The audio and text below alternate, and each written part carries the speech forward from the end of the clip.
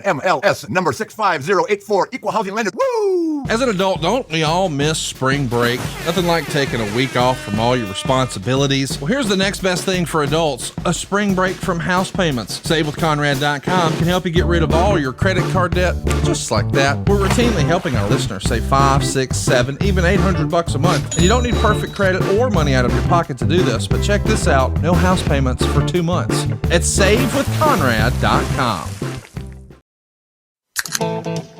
Welcome to Something To Wrestle With. Something To Wrestle With. Bruce Prichard. Well, you know. Hey, it's Conrad Thompson, and you're listening to Something To Wrestle With. Kinda, Bruce Prichard. Well, you probably expected this. Lord knows I am still the delusional optimist, but it's a remix today. Because, of course, Bruce is busy with WrestleMania. I can't believe that we are just days away. Man, this time next week, it's going to be down to the nitty gritty. I'm going to be in Los Angeles, California, crossing my fingers for a couple of big wins for my friends and fam. Man, I can't wait for this year's WrestleMania. This might be the most excited I've been for a WrestleMania in as long as I can remember. Sincerely. I don't know why all of a sudden I'm really engaged in WWE again, but I am. And I think back to the last time I felt this way, it was probably 1998. Stone Cold Steve Austin was hotter than ever. You could feel something big was building. And of course it was going to be the Austin era. That happened almost 25 years ago at WrestleMania 14. Of course, that was 1998. And as we all know, Austin punched his ticket to make those WrestleMania dreams come true, much like Cody Rhodes at the Royal Rumble. So today we're going to revisit Royal Rumble 1998. What a monumental time this was in WWE history. Of course, Austin's going to win. And the next day we have that fantastic interaction with Mike Tyson and Stone Cold that went super viral. And now all eyes are on WWE, their new attitude, and WrestleMania 14. Let's get ready for this year's WrestleMania. And I could argue that there's a lot of creative synergy with the way things looked and felt back then and the way they look and feel right now. I'm very optimistic about what's next for WWE, but I'm most optimistic that you're going to enjoy this look back at a very special Royal Rumble from 1998 right here on Something To Wrestle. Bruce, what's going on, man? How are you? Wonderful. The question is, how are you? Any news? Anything going on? Business as usual. Just because everybody else knows, you don't have to act like it's news to you. But what is news to you is that last time I checked, you were the number one most requested superstar return on the WWE.com poll for the 25th anniversary of Raw this coming Monday. When that poll first came out, very quickly it was Stone Cold number 1, Undertaker number 2, and you were number 3. But within 2 hours, you took the lead and you have not looked back yet. Well, I got to thank this wonderful audience of ours for coming out in force and letting everybody know who they're most excited about seeing this Monday on the 25th anniversary of Raw. And so far, it seems like it's Brother Love. And we're fired up about that. We hope you tune in this coming Monday. Don't you dare miss it. It's the 22nd. You know what to do. USA Network, 8 o'clock Eastern. It's a 3-hour Raw coming to you live from the Manhattan Center and the Barclays Center. And what do you know? Mr. Bruce Prichard himself is going to be there as Brother Love. And it's going to be pretty fun, man. So check it out this coming Monday. And we also want to thank our friends over at Squared Circle on Reddit. You didn't ask me anything. What was your experience like, Bruce? This is your second time doing that. Well, they asked me any and everything, including my size of my genitalia, so it's always an experience over at Reddit, but it's fun. It's fun. I enjoy answering people's questions and kind of getting out there and hearing what's going on and feeling the pulse, if you will, of our audience. All right, Bruce, it's time for What Happened When? The World Wrestling Federation ran the Royal Rumble 1998. All right, Bruce. I got to tell you, I've been looking forward to talking about this one for a long time. There's lots of things to talk about here. You guys are hotter than ever. Mike Tyson's coming in, Stone Cold's getting hot. Shawn Michaels is maybe in a bad spot here. Bret Hart's been ran out of town on a rail. There's just a lot going on here, and I want to dig into it long form. But I guess we should start at the beginning. Do you think that 1998 is the year that the Attitude Era really hit it big? I mean, I always talk about how 1997 was really my favorite year in wrestling, but it feels like 1998 is really when it sort of leveled up for you guys and WCW, right? 1997 is when it started, but yeah, 1998 is when we just went pedal to the metal. And we've covered the Royal Rumble a lot here on the show, and we're going to do it again next week too. And we're doing it because, of course, it's Royal Rumble season. And we've got another Royal Rumble coming up next Sunday, but right before that, the day before, you can come see Bruce and I at the old ECW arena right after NXT at the corner of Swanson and Rittner. You can pick up your tickets right now at pronounspal.com. It's going to be a once in a lifetime show. You'll get Jake the Snake Roberts and then us back to back. They're going to have plenty of drink for you as well. It should be a rowdy good time over at pronounspal.com. Bruce, this is the 11th Royal Rumble at this point. Of course, the first one was 88, and we're going to cover that next week on the show. At that point, did you have a favorite Royal Rumble? Probably my favorite Royal Rumble match before 1988 was the one from the Alamo Dome in San Antonio that Austin won. And that would probably be my favorite that I was a part of. Before that, look, the best of all time was the 1992 Rumble where Flair won the championship. I think that was the best Rumble. But other than that, the one in San Antonio. You and I are exactly alike. I think 92 and 97 are my absolute favorites. And I think a lot of that is just because of the breakout performances by both of those guys. I think that you could argue those matches really made Steve Austin and Ric Flair to that WWF audience. Sure. And the fact that the 1992 Royal Rumble was for the WWF championship, the match meant something. And from there, we went on to make the Rumble matches have a meaning. And the winner of that got the shot at the champion at WrestleMania. So the match was more than just, hey, I won the Rumble match. And I think that kicked off in 92 and gave a purpose to the Rumble match itself. We're going to have a little bit more coverage for the Rumble in this episode than we might normally because it took place in Meltzer's backyard. It goes down on January 18th in San Jose, California. So as you're listening to this, it happened yesterday, was the 20-year anniversary of this show. But Meltzer would report in his December 8th, 1997 Observer that they began advertising the Royal Rumble that week. And before they ever ran their very first TV spot, about 6 weeks out, they had already sold 7,400 tickets for $236,000. That's before advertising it once. So the name, the Royal Rumble, was obviously a little bit of a draw, but it also shows you how hot the building or the business is when you're selling 7,400 tickets 6 weeks out before you start promoting it, right? The business overall was red hot with WWF and Steve Austin really taking off. Undertaker, Shawn were red hot. And then you had Nitro, and they had the NWO, hotter than a firecracker as well. Bret was brand new over there. So there was a lot going on in the business, and people were interested. There was just a lot of buzz about the wrestling business. You're exactly right, Bruce. There was a lot of buzz about the wrestling business. Let's break down how the business had sort of kicked off in a big way. Right after In Your House to Generation X, which is your most recent pay-per-view, it's between Survivor Series and here in 1997, Raw does a 3.0 and Nitro does a 4.3. That's the night after the pay-per-view. The next week, everything's down. Nitro's down to a 4.1, Raw's down to a 2.7. But the next week, what do you know? There's a bit of a swing on December 22nd. Raw gets a 3.1 and Nitro gets a 3.5.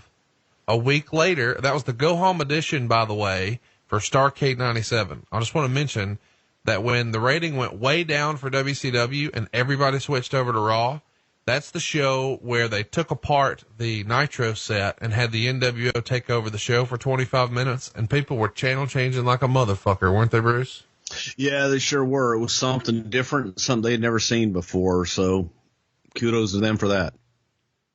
December 29th, it was 3.6 on a Raw and then 4.6 for Nitro. That's the night after Starrcade 97. And then we keep it going as we roll into the new year. The go home edition of Raw before the Rumble does a 3.4 and Nitro does a 4.6.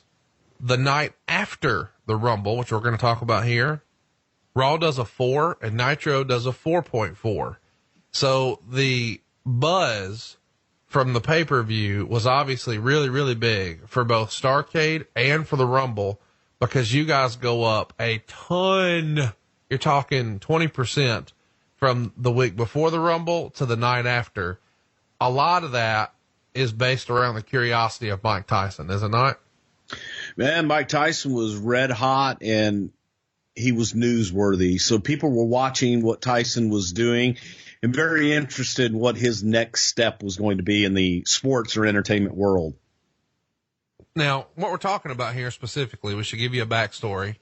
And I guess we should mention here, in February of 1990, Buster Douglas knocked out Mike Tyson in Japan. And you guys had him scheduled, him being Mike Tyson, pronouns pal, to be a big part of a Saturday night's main event with Hulk Hogan and Macho Man. And then that sort of got changed, right? Right. It was actually the main event, which was a live show that was going to be held on a Friday night. So it was a big, big deal to have Tyson a part of that on NBC. Tyson was all in. We have the footage of Mike Tyson actually talking about how scared he was to get into a wrestling ring with Hulk Hogan and Randy Savage because he was like, Hulk Hogan will kill somebody, gets his hands on him, and Randy Savage, he's just crazy. So Tyson was excited. He had been a fan since he was a kid. And then the son of a bitch lost. And he and Don King decided that he didn't need to be on live television a week later refereeing a wrestling match. And we ended up getting Buster Douglas and all was right with the world. It absolutely was. Things were downhill for Tyson after this, and he ran into some trouble with the law and went to prison. And when he gets out of prison, he is still the hottest pay-per-view act around. He comes out and just destroys Peter McNeely in August of 95. And he has a couple of big years on pay-per-view before the super fight finally happens. And then they do a rematch. It's Evander Holyfield, Mike Tyson 2. It breaks all pay-per-view records. It's June 28th, 1997. And you probably remember hearing about it, even if you weren't a boxing fan. Mike Tyson bit the fuck out of Evander Holyfield's ear, and he was immediately banned from anywhere that would have him in a traditional area for boxing. So no more Vegas, no more California. And even when he would come back years later to fight Lennox Lewis, it would have to happen in Memphis, Tennessee. So he's looking for an opportunity to go earn at a high level. And Vince McMahon is looking to have a solution for the NWO and WCW passing him. So there starts to be some rumors that, hey, maybe this is a natural fit. With Tyson biting a guy and doing all kinds of crazy promos, maybe he's a good fit for wrestling. Whose idea was that? That was Vince's idea, and Vince thought that why not capitalize on the popularity of Mike Tyson? Regardless, he was controversial. He was unwelcomed in his sport. Nobody wanted to touch him. What better place for him than the World Wrestling Federation? Well, no doubt about it. And it's going to prove to be successful, just as we saw from the rating there. And we'll get into it a little more, I'm sure. We're also coming off the heels of the Montreal screw job, and we're not too far from it, so we might as well talk about it here. It looks like there's going to be a lawsuit, and there's lots of he said, she said in all the dirt sheets about Vince sort of turning this into an angle and maybe that not sitting well with Bret Hart. Once things are done, he's out of here. He's working for WCW now. What do you remember the conversations being like in the back and forth between Bret Hart and the company and Vince McMahon's take on all this? Well, there wasn't a whole lot of conversation with Bret and the company after the Montreal screw job, but I think Vince in a lot of ways, was hoping he could put it behind him, but the audience wasn't about to allow him to put it behind him.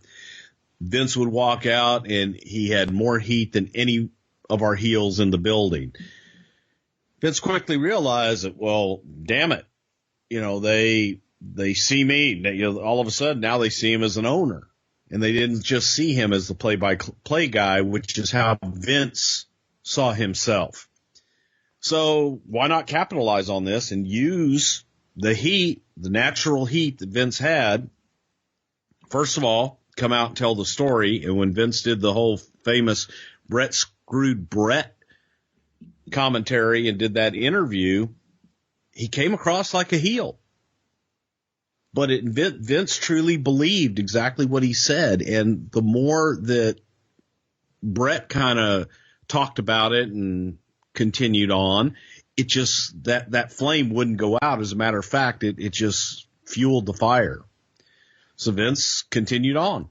It was reported in the Observer that there was a conversation between Brett and Vince, and it was their first conversation. And the conversation was largely Brett saying that you should let Owen out of his contract, and Vince saying he wasn't going to do it. Now, of course, I think we've touched on it here on the show. Vince did agree to let Jim Neidhart and Davey Boy Smith go. Neidhart was only in on a per night deal. He let him go. And Bulldog was able to leave, but had to buy out his contract. But he got that worked out with WCW, and he was out of there. Why did Vince, in your opinion, take a hard line on Owen? Because we wanted Owen. And frankly, again, the part that everybody forgets about, Owen did want to stay. Owen was upset about the whole situation, and everybody was. There's no one involved in it that wasn't upset that it couldn't have been worked out in a different way. But in spite of books, in spite of Dave Meltzer and Brett and Martha and everybody else saying to the contrary, the Owen Hart, when he spoke to us, expressed his desire to stay with the company. He got a better deal, and Vince made him a better offer, and he stayed with the company. That's all there really is to it. Now, the rest of them can all say, and maybe Owen said things to them to the contrary. To us, that was what he said, and he did say. There was a promo that Vince McMahon ran on Raw around this same time, where it's just him on camera, and he's standing in front of a backdrop, and it says something like, "We think you fans are tired of having your intelligence insulted." And he does this speech about good guys versus bad guys. Whose idea was that, and where was it shot? How many times did it take? What can you tell us about this promo? That was Vince's idea, because he was trying to basically blur the lines. And the fact that all of a sudden he had been thrust into a talent position and a position to where people saw him as a heel, he wanted to blur those lines even more. And you had an anti-hero in Stone Cold Steve Austin, who was the most popular wrestler by far, I think, in the world at that time, that was in any other era would have been the biggest heel in the company, yet he was the most popular guy in the business. So Vince just had this thing, well, you need to explain it to him why Stone Cold is so popular, because the lines have been blurred. It was like a State of the Union address from the owner of the company. You never heard from him before. There's a lot of talk about Vince's change in direction at this point too, because he's starting to get edgier, I guess you might say, but he's also sort of acknowledging what you just said, that, we're blurring the lines a little. We had Mark Miro do a promo on Raw where he called Sal Sincere a jobber and a jabroni. We had Shawn Michaels playing strip poker, smoking a cigar and drinking Jack Daniels. And we had Goldust flashing Vader, and Sable was wearing a potato sack and taking off the sack and having on these really big high heels and the skimpiest swimsuit possible. And Phil Mushnick is crucifying you guys in the newspaper. Is there any sort of internal debate about this is too far, but that's not? Do you remember there being one thing in particular that you guys were trying to put together that there was a lot of debate about? No, not one thing in particular, because during this time, Vince's feeling was if they want TNA and they want sex, well, then let's give them sex appeal. And if they want violence, then let's give them more aggression.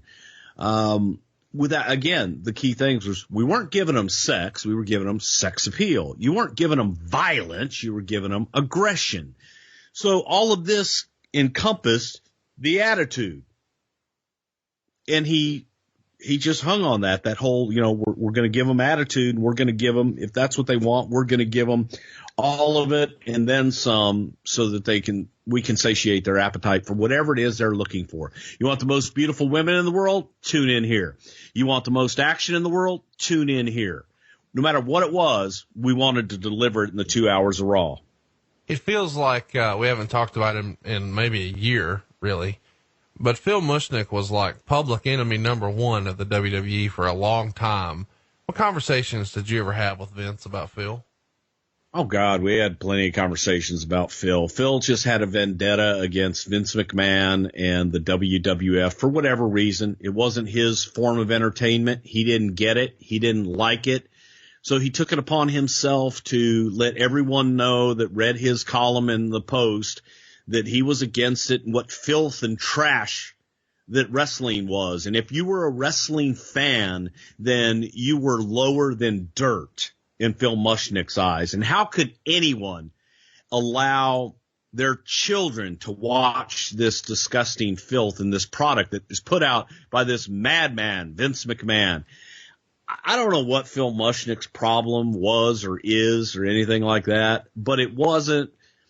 He didn't come from a point of a journalist. He didn't come from a point of an objective viewer at all. He came like someone that had a vendetta and someone that was trying to, that had an axe to grind. And I don't know what his problem was. To this day, I don't know what his problem is. Did Vince ever try to schedule a meeting or call him or have any sort of discussion, or was he just taking the shots and never responding to him directly?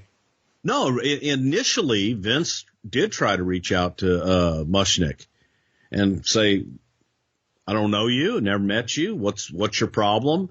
And can we talk? Like two men. And Mushnick refused, and Mushnick would basically do his dialogue in his columns every Sunday and Wednesday, whenever the hell they were. And that's when Vince said, okay, you want to play? You've got your newspaper.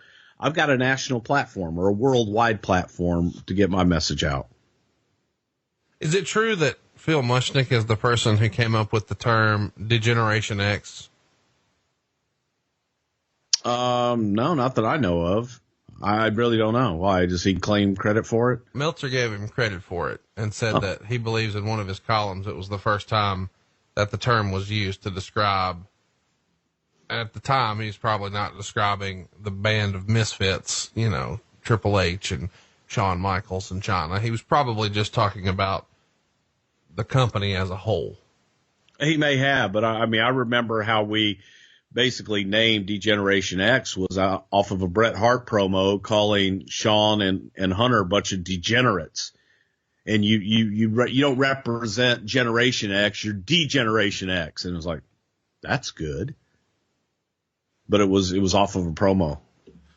Speaking of promos, there's a pretty famous promo that I think most everybody my age remembers. And it's when you've got Shawn Michaels cutting a promo against Owen Hart, and he's referring to him like he's a turd that just won't flush.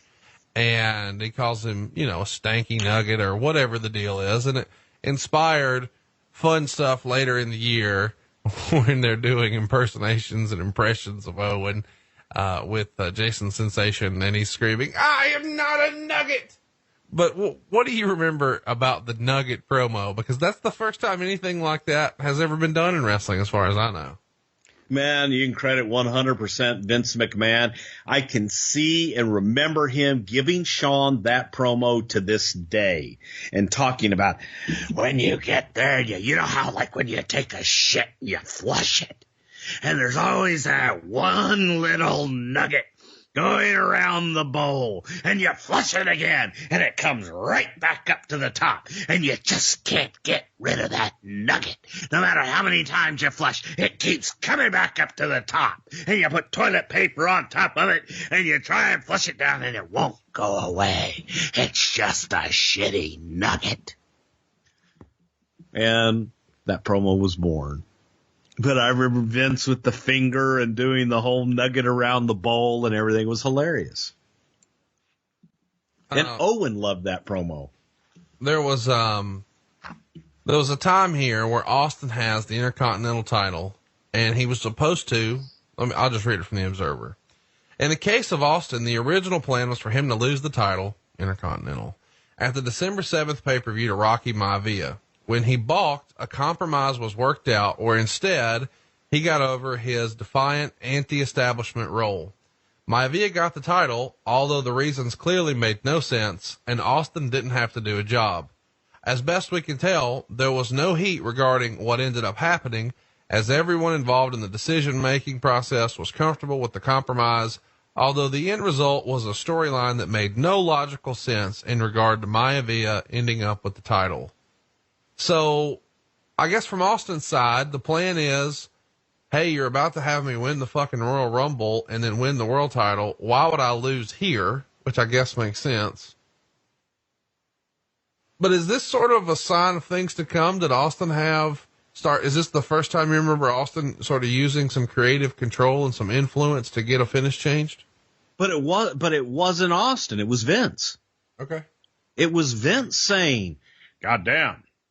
We're going all this way with Steve. There's got to be a way to get the belt off him without beating him. That was Vince. So, I mean, it's a lot easier to say, it's like, oh, Sean and Steve and all these, they refused to do a job. That was Vince that didn't, he booked it. You know what I mean? He got us there. But then when it's time, it's like, okay, we got to get the title off him. Yeah, but goddamn, I can't beat him. So he would come up with ways, and a lot of times you're right, it wouldn't make sense. When you look back at, especially when you look back at it 20 years later, it makes even less sense than it did then. What was Maivia's reaction? Obviously, he's young in the game. He's only been here for a year, but now he's getting the Intercontinental title belt back, and he's getting it from the top guy, but he's not wrestling him for it, and he's not beating him on pay-per-view. He's just being handed the belt. Everybody's supposed to be okay with that. He had heat, and it put heat on him that's how he got the championship. So to him, he's happy to be in the game. He's happy to be a part of the story, and that's heat. So to the audience, it was like, that guy doesn't deserve it. He didn't beat anybody. Well, there had to be some heat from the boys who are used to you win them in the ring and you lose them in the ring, right? I mean, was this okay with everybody, all the old school folks in the back? No, for the most part, I think everybody wanted to have a match and have an actual match and a winner or a loser. Even if it's a screw finish, it doesn't matter how you get there. Vince didn't want to. Vince knew where he was going with Steve, and once he had Tyson in there and knew where he wanted to go with Steve at WrestleMania, that's not what he wanted to do. Was the original idea to have him drop it at the In Your House to Generation X, and Vince changed it? I think that was probably the general consensus for all of us. It may not have been for Vince. Right. You know what I mean? Right. To Vince, it's like, we'll get the title off of him there. Not necessarily, we'll beat him for the title there. We'll get the title off of him. That sort of happened around this same time in Lowell, Massachusetts as well. Shawn Michaels had not defended the European title. So in storyline, Sergeant Slaughter tells him that he's going to have to defend it tonight. And the opponent, of course, is Triple H. So he just basically gives the European title to Triple H here. Is this another way to just get heat by awarding Same him reason. the belt? Yeah. But not only that, because the guy that was going to beat Shawn was going to be Steve. And he didn't want Shawn, after the whole thing with Brett, he didn't want Shawn losing anywhere between then and WrestleMania. Right. And you got all this, we had it covered with Undertaker, because you got Kane, you got a lot of story and a lot of gaga that you can put around that. But then Vince was like, why, we even talked about, Shawn taking the European Championship all the way and never losing that. But then it was like, well, God, what do we do with it? Isn't it interesting, though, that we're talking about this huge company and we've got belts on guys, but no real plan as to how to get them off? It does show you that some of the thinking, because we've done some older episodes from the late 80s as opposed to the late 90s. The late 80s, you sort of get to the end and then work backwards. It feels like that has changed a little bit here, because now you're like, well, fuck, that won't work. Just take it off him. Yeah. Well, not only that, you may have plans for like 3 to 6 month program where you have all of these matches getting up to the big blow off, and somebody can say something in a meeting at 3:00 in the afternoon of a live show. Oh, wouldn't it be interesting? Nobody would ever call this guy winning the title tonight. I love it. And your 3 months and all of your marketing, everything you have just goes flushed right down the toilet because somebody said, nobody will ever call this tonight.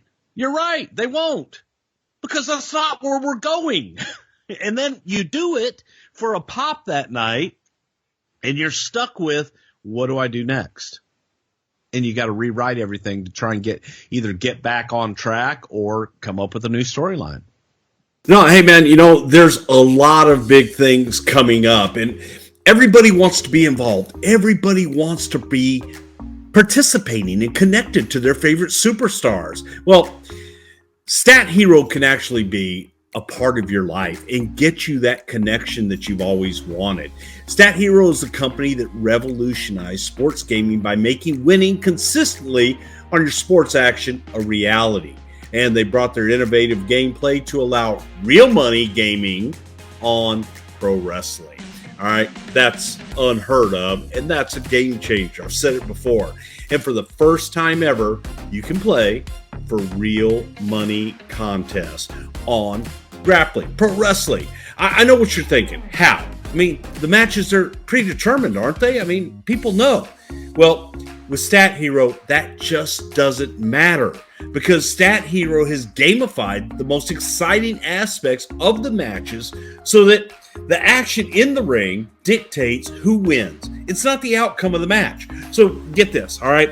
If somebody hits someone with a foreign object, that's 2.5 points. A power move, that's 2 points. Come off the top rope for whatever it is, elbow, whatever, man, 5 points. If your wrestler earns the most points, then guess what? You win. Who's going to nominate? Is it going to be your fan favorite, or is it going to be someone that everybody hates? It's a game, and you can actually win real money. Contests consist of wrestlers across multiple matches. Imagine this: wrestling, fantasy, plus real money action. Add it all up, and it's a win-win for you. Now, you want to hear a real win-win? Stat Hero will match your first play, dollar for dollar. Win or lose up to $100. Nothing to lose, and no reason not to try. Go to stathero.com, that is stathero.com, and download the app today. Now, restrictions apply. See stathero.com for details. But visit Stat Hero right now and download the app.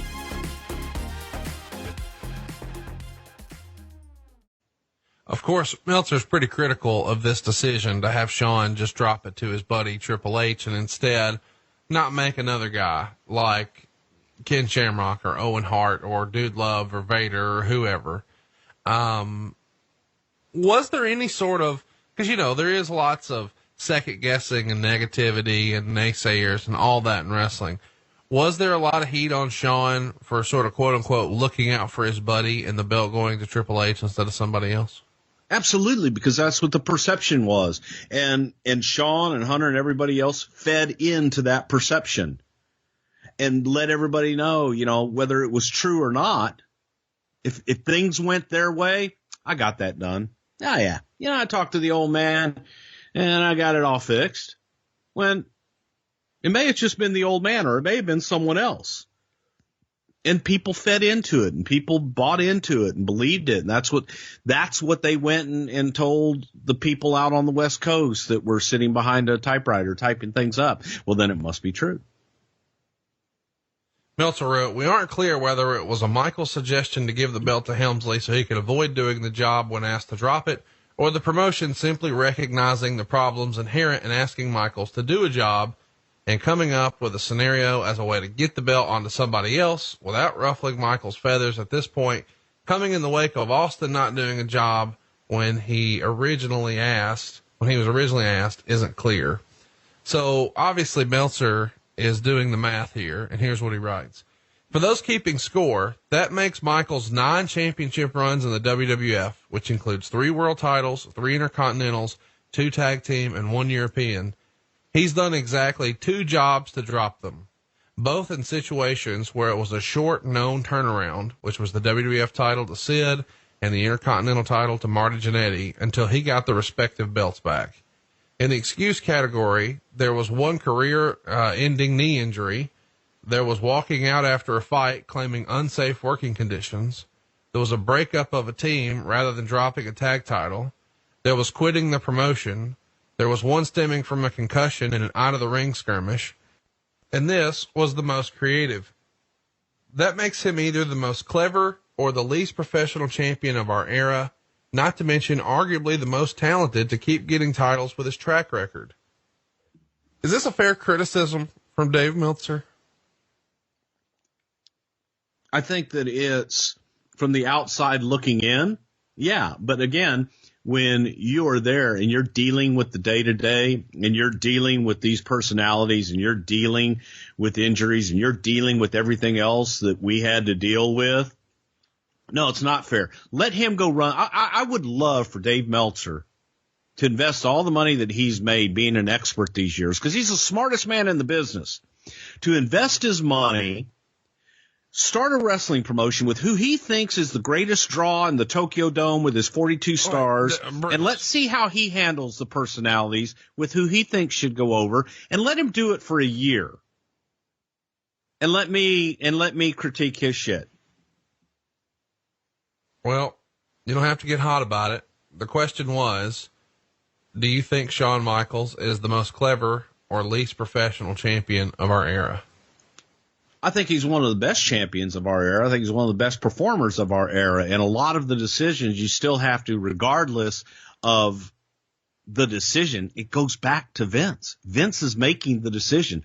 So if you want to go and say, okay, whose decision is it? Where does the fault lie? It goes back to Vince McMahon, and he'll happily take that.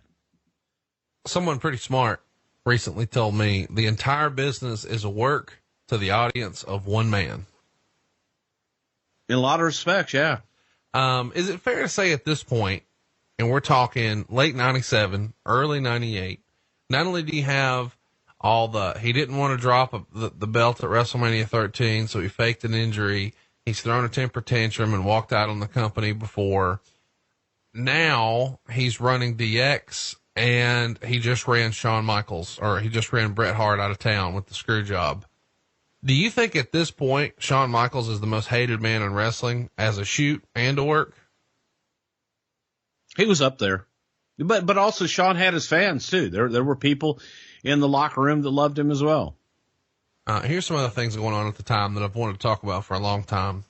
From the Observer, Little Rock was even worse. According to several reports, the undercard for the show at the Barton Coliseum was terrible, and even the densest marks were getting restless about the poor quality of matches, and particularly a terrible match with Kane and Chains and an Undertaker versus Rocky Maivia casket match that only lasted 2 minutes due to the Undertaker being injured and having high blood pressure. In addition, fans were upset because the card that was taking place was completely different than the lineup that was advertised, and no explanations were given. The scheduled main event was to be Ken Shamrock with Danny Hodge, one of the greatest real wrestlers who has ever lived and is also a top wrestler in the area during the 60s and 70s, as well as the NWA World Heavyweight Champion, or Junior World Heavyweight Champion, as his manager for one night only against Hunter Hearst Helmsley with Shawn Michaels in his corner. This card, as announced, drew 6,449 fans. We're not clear if what was going to happen, as we received a report that Helmsley was going to face Dude Love in the main event, but that may not have been correct since Dude had fractured ribs and was only supposed to make appearances. But the fans had no idea that was even going to take place or that anything had been changed, and my impression is that the show was stopped when Michaels and the rest of DX walked out, and that neither Shamrock nor Hodge actually came out for the main event before the show ended. Shawn and Helmsley came to the ring and began riling up the crowd that was already mad about the poor undercard, and naturally they became target practice again. And when something hit Michaels, he told the crowd that they had just lost their main event and walked out with Helmsley and Chyna. Fans, thinking it was just part of the act, didn't react right away. After several minutes, DX failed to come back to the ring, no opponent for Helmsley appeared, and the ring announcer said that they had refused to come out and the show was over. At this point, a real riot started, with chairs and whiskey bottles being thrown everywhere, including at police trying to get the crowd out of the building. The situation got so bad that the police had to spray the building with tear gas to get the fans outside. I want to read that again. The situation got so bad that the police had to spray the building with tear gas to get the fans outside. Several fans tried to get refunds and were unsuccessful, and at that point, a second riot took place in the parking lot before the police broke it up. At least one fan was rushed to the hospital, although there didn't appear to be any serious injuries to fans either night. The incident was so out of hand that it was reported on the news later that night, with at least one report giving the impression that the WWF would never be allowed back in the city, although this is happening at a deadline really too soon to figure out if that is actually going to unfold locally. The reports were that the live event folks pointed the finger directly at Michaels for the problem starting, although the behavior of the fans and the actual real problem, but unlike in Memphis, the real problems didn't occur until the fans realized they weren't going to see the main event, was actually them trying to get heat from the crowd. What do you remember about the Arkansas show and the Memphis show seemingly getting so fucking out of hand that the police had to use tear gas? I don't know if the police used tear gas. That may have been something that was reported by someone that was there. I wasn't there, obviously, for either one of them. But, hearing the reports of everybody that the crowd did get out of hand and that they were throwing so much stuff that they did stop the shows. And from the promotion standpoint on that side, it was heels going out to get heat. And they got so much heat that people were throwing so much shit that they couldn't control it. And when you have that kind of a situation, you can't continue on with the show. So again, for people that weren't there, and I wasn't there, neither was Dave Meltzer, and neither was probably anybody in the news agency that was reporting on it. From the reports that I got from people that were there, the heels went out, cut a promo. People started throwing things that were uncontrollable. The security and the police that were in the building could not contain it and couldn't stop the people from doing that. At that point, it's a danger for the talent. It's a danger for the patrons. So the show was called. Both respects. There's a whole article written at ProWrestlingStories.com about this if you want to see the picture. The rumor and innuendo that there was no tear gas is bullshit. I'm looking at a picture of tear gas, and I'm also seeing reports from people who were there saying that there were fights everywhere, chairs were being thrown, and fires were being started in the crowd. Okay, so again, how the promotion then, aren't you going to call the cops in if there's fights and people throwing things all over the place and your security can't control it? You're going to call the police in. You're going to call a riot squad in to come and get control of a riot. So if the audience is uncontrollable, and again, it's a fictitious sport where the guys go out and yes, they're going out to get the crowd riled up. They got riled up beyond control, and it got beyond control for the people that were there to control it to do their jobs. Should Shawn, by the way, I feel like I should mention that when I said Shawn was hit by something from a fan, I sort of censored what Meltzer wrote. He wrote Shawn was hit with a piece of paper. I don't believe that that's what he would have responded to. I'd like to not believe that. Maybe that's the case. But Jim Cornette has a different view than you. He writes, normal night in Little Rock for Mid-South Wrestling. Another case of Shawn Michaels being a pussy, causing shit. Okay, well, that's just silly, okay? Because again, when you put the crowd in danger, when you have families there and people are throwing things and kids can get hit and different things like that, that's not a good environment and that's not safe. And that's something that if the people there can't control it, you know, they go out and they get heat nowadays. And yes, it was a different time. And yes, in Mid-South, and yes, back in the early 80s, things like that. That was a great night if you had a riot. Oh, God, you know what I mean? My God, you did your job. Holy shit, man, we had a riot 5 nights in a row. Man, that's what you lived for. Here's my question, though. Can you not even remotely agree that Shawn Michaels should have went out there and done the main event? Let's have that guy arrested. Let's throw him out of the building. Let's punish whoever threw whatever. But to just say, you just lost your fucking main event and leave, that's when shit got bad. Well, no. And again, we don't know that's when shit got bad. That's what reported when shit got bad. Here's my point.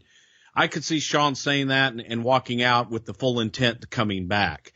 At that point, if it escalated in the crowd and it got to a point they couldn't control it, yes, I would stop the main event and I wouldn't send anybody else out there.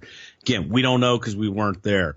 But that's what we were told, and that's how it was presented to us. Of course, by the time it gets down through the media and everybody else, the more sensational story is put the heat on the promotion, because all we did, we threw a paper cup, and it hit Shawn, and he said, no more main event, and they all left the building. Come on. Does that make sense? No. And again, there's probably the real truth somewhere in between all of that. But at the same time, you have to make hard decisions sometimes. I'll never forget where the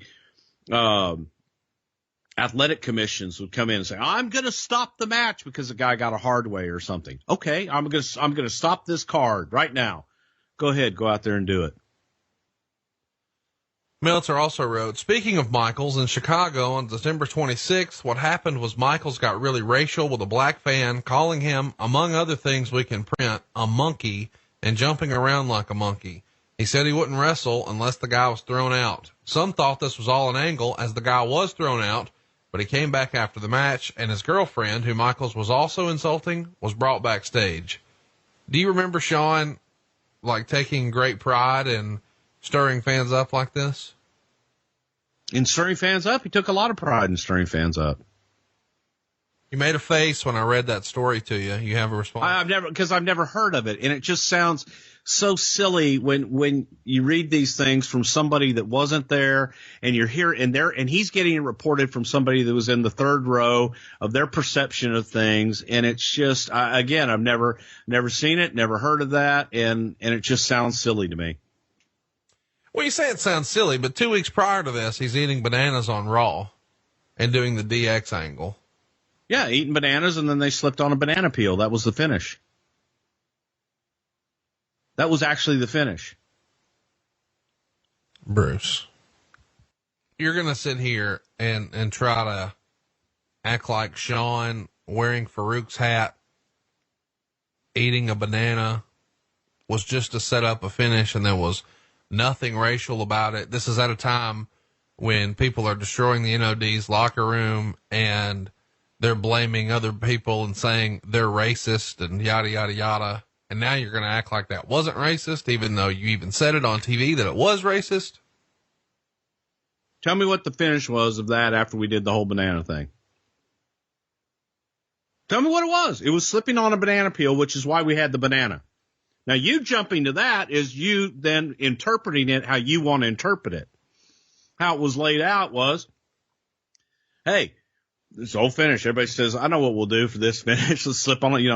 The babyface slips on a banana peel. Okay, so who scripted somebody to say that something was racist? Because we fans didn't. Probably Vince McMahon. Okay.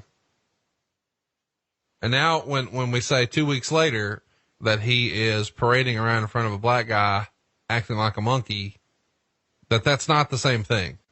Or you're saying it didn't happen. I'm saying I didn't see it happen and I never heard about it. That's what I'm saying. Okay. I'm saying you're reading it in a report that usually 70% of the things that are written by the guy that you're reading from are incorrect. That's all. The report from Meltzer would say, from later reports, we understand that Helmsley got something thrown that hit him in the eye so hard that his eye started swelling badly. And Chana was also hit with something in the back so hard that she was also hurt. Although Michaels didn't get nailed with anything worse than paper, when Helmsley got nailed, he took it upon himself to call the show off, and Shamrock never even made an appearance. Well, Sean doesn't have the authority to call off the show. The agent called off the show who was running the show. At one point, when leaving the arena, rowdy fans began pounding on the rental car driven by Charles Skaggs, a.k.a. Flash Funk, and Charles Wright, a.k.a. Kama Mustafa. And they got out of their cars, which nearly started an incident that would have benefited nobody. But as it turned out, they were talked to by other wrestlers into getting back in and leaving the area. Michaels and company needed a police escort to get out of the parking lot. All in all, there were 13 arrests, mainly for misdemeanor alcohol charges, including several who were underage and another for disorderly conduct. So when a report like this comes back to the office, what's the office's reaction? What's Vince McMahon think about a report like this? Well, first of all, calm the fuck down. As far as you guys, goddamn, what the fuck are they doing to get that much heat? And there are those, the old school that was a good night in the town if you had a riot. Goddamn, they had the riot squad called. It was fucking awesome. In 1997, 1998, that's not awesome. And it just was a changing of the times, and it just made, evaluate, okay, for the house shows. And the problem too, in a lot of places, that was the norm. In Little Rock, Arkansas, in New Orleans, Louisiana, in Shreveport, in Tulsa, man, the security and all those guys, again, a riot was a good night. So it was different expectations in different parts of the country. Did alcohol, and obviously alcohol played a big role here because that's what the majority of the charges were. Did alcohol and its presence at a WWF show, was there a conversation about that? We got to have less alcohol, restrict alcohol, anything like that? I think this was during the time, yes. That is one of the things that every arena is going to bring back and look at. There was the whole deal in the NFL at the time, right about the same time too. I think it was the New York Jets, where that's when they started cutting off alcohol sales at a certain time in the stadium. But I'm sure that probably had a lot to do with it. It's unfortunate. And it was a part of our business that, like you said, man, that shit. Bill Watts would be happy as hell to have a riot in every one of his towns every night. Vince wasn't. There's some interesting Ken Shamrock news in the Observer around this time. Allegedly, a show was supposed to go down for the UFC on December 21st from Yokohama, which was going to be Shamrock versus Takada. And allegedly, the WWF and Shamrock agreed to terms, which would have allowed $150,000 payoff for Ken to go in and fight Takada. And he signed the contract on the 4th and starts training immediately with a real high intensity camp. But 6 days later gets word that Takada has not agreed to do the show and it's all canceled. So the next night they fly Shamrock to Lowell, Mass, and he's back on the WWF train at that point. It feels kind of weird for Vince in the middle of a contract to let a guy out. Why was Shamrock given the green light for this Takada match that didn't happen? I'm trying to think of the guy's name. Meyerowitz at the time. This is right before we were maybe more seriously considering purchasing the UFC. Bob and Vince got along, and Bob had an idea. He needed some help and asked for the services of Shamrock. Everybody was making money off of the deal, and Vince agreed to it. So sometimes, Vince would look at some of those things on a case-by-case individual basis. All right. Thanks for the non-answer. December 15th. Well, no, I mean, it was just a deal. It was a deal with Meyerowitz, and Takada backed out. But that's the only reason he did it was because Meyerowitz asked him. But my question is, if Shamrock goes over there and gets embarrassed in that day, what value does Ken Shamrock have? Wins and losses don't matter like they used to. Well, no, hang on. But at the same time, I'll tell you the same thing that I told King Mo when Bellator spent all this money on King Mo, and Dixie was so happy to have King Mo as a part of the TNA. And King Mo's very first fight with Bellator, he got knocked out. And I called him right after because everybody was in the dumps, and Bjorn Rebney was beside himself because their prize star, the guy they wanted to build the promotion around, had just got knocked out. I said, this is the greatest thing that could ever happen to him. And I said, have Mo come out and cut a promo that he was never knocked out, that he was going to kill the guy, and he slipped and he got a decision, but that'll never happen again. And I said, just move the fuck on. I said, for me in the wrestling world, the fact that he got knocked out helps me so much with King Mo's, the perception of King Mo and how I can make him a heel in our world. Because he can talk about how he's the greatest fighter in the world. Ken Shamrock going over there and losing in that world, coming back and turning him heel with that is easy. He wins. He's a hero. It doesn't matter. I like it. Thanks for the old school knowledge, Broham. Every now and again, you redeem yourself with a story like that. Well, it's a work. So if our business is a work to everybody else, when we go to your business, if we lose, it was a work. Did nobody ever tell Bill Watts that when he had a policy that if you got beat up in a bar, you were fired? I mean, they could have just walked in and said, just turn me heel to work. Yeah, exactly. No shit. Exactly. Now, if you're a heel, we got nowhere to go, so you're fired. But if you're a baby face, turn me heel. Goddamn. I mean, if that were the case, I wouldn't have had much work anywhere because I had my ass kicked everywhere. Wait, I thought you were like a 7-time karate black belt Hall of Famer. Okay, Dave Meltzer exaggerating now. I'm a 3-time black belt Hall of Fame, damn it. I thought it was at least up to 4. Well, no, you see, what you're confused with, I'm a 7th level black belt, but 3-time black belt Hall of Fame. So 7 times 3, carry the 21? 10. Yes! 21-time karate world champion. Ever. Yeah, undefeated. Top 5. Except for that one night in Nuevo Laredo. Top 5 all-time tag team champion by yourself. Ever. December 15th, you guys are at Durham, and it's announced that Shawn Michaels and Undertaker is going to be your Royal Rumble main event. Was there ever another main event considered for the Royal Rumble? Not that I remember, because we had to finish up, the Undertaker Shawn deal was kind of left open, and it was a way to get to where we wanted to go with Kane and Undertaker Mania, and it was also someplace where nobody was really getting beat. Yes, Undertaker got buried, but it took 42 people, and it got all of our stories covered. On that same Raw, we see Vince do an interview where he's demanding that Owen Hart stop doing run-ins, and Owen does a promo saying that Vince screwed his brother, and he's tired of Vince telling everyone what to do, and he's after Shawn Michaels for personal reasons. He doesn't care about the belt. Why was there never a big payoff with an Owen Hart Shawn Michaels main event? Because and that was something that we always fought for and just kind of never got because it moved on to other things. You go from Shawn and Brett in November to Shawn and Taker, and then you're going to Shawn and Steve. Unfortunately, there was no room to get that Owen match in there. Why wouldn't you have done it at DX or at Royal Rumble? Why couldn't you have done Shawn versus Owen at Royal Rumble?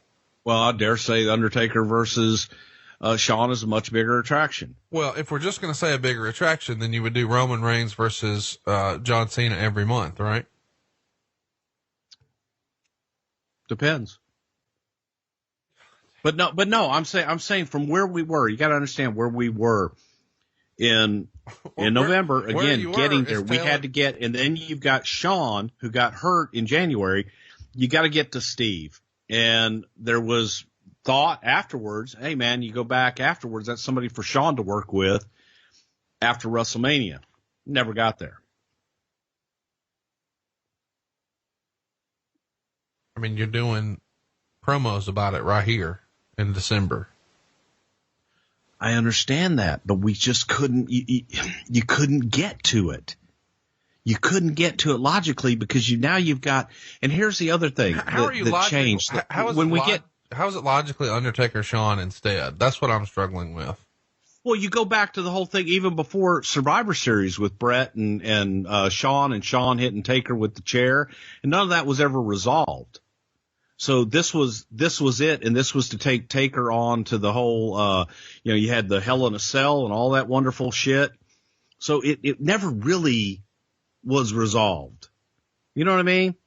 We needed a bigger blow off. We needed that clear cut to go ahead and have Taker go for something other than the championship and go after Kane. And you had to get, okay, you want me to explain it now? Because I'll explain the whole Tyson thing right now. Because that's where it all changed. It all changed the next night, too. No, I get that the night after Rumble. I guess I always wondered, and obviously I'm a fucking mortgage guy. I don't know what I'm talking about. But I would have had Undertaker and Sean in a casket match at In Your House Degeneration X. And I could have done something there with Owen or the next night on Raw with Owen. And then it's Owen and Sean at Royal Rumble.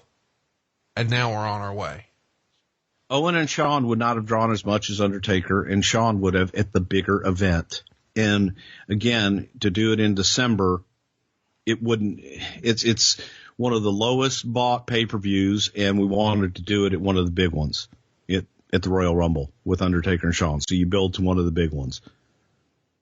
And that was the reason. And then everything, I mean, our whole world turned upside down. See, it's like, a lot of times we'll talk about, we had shit booked out 3 months.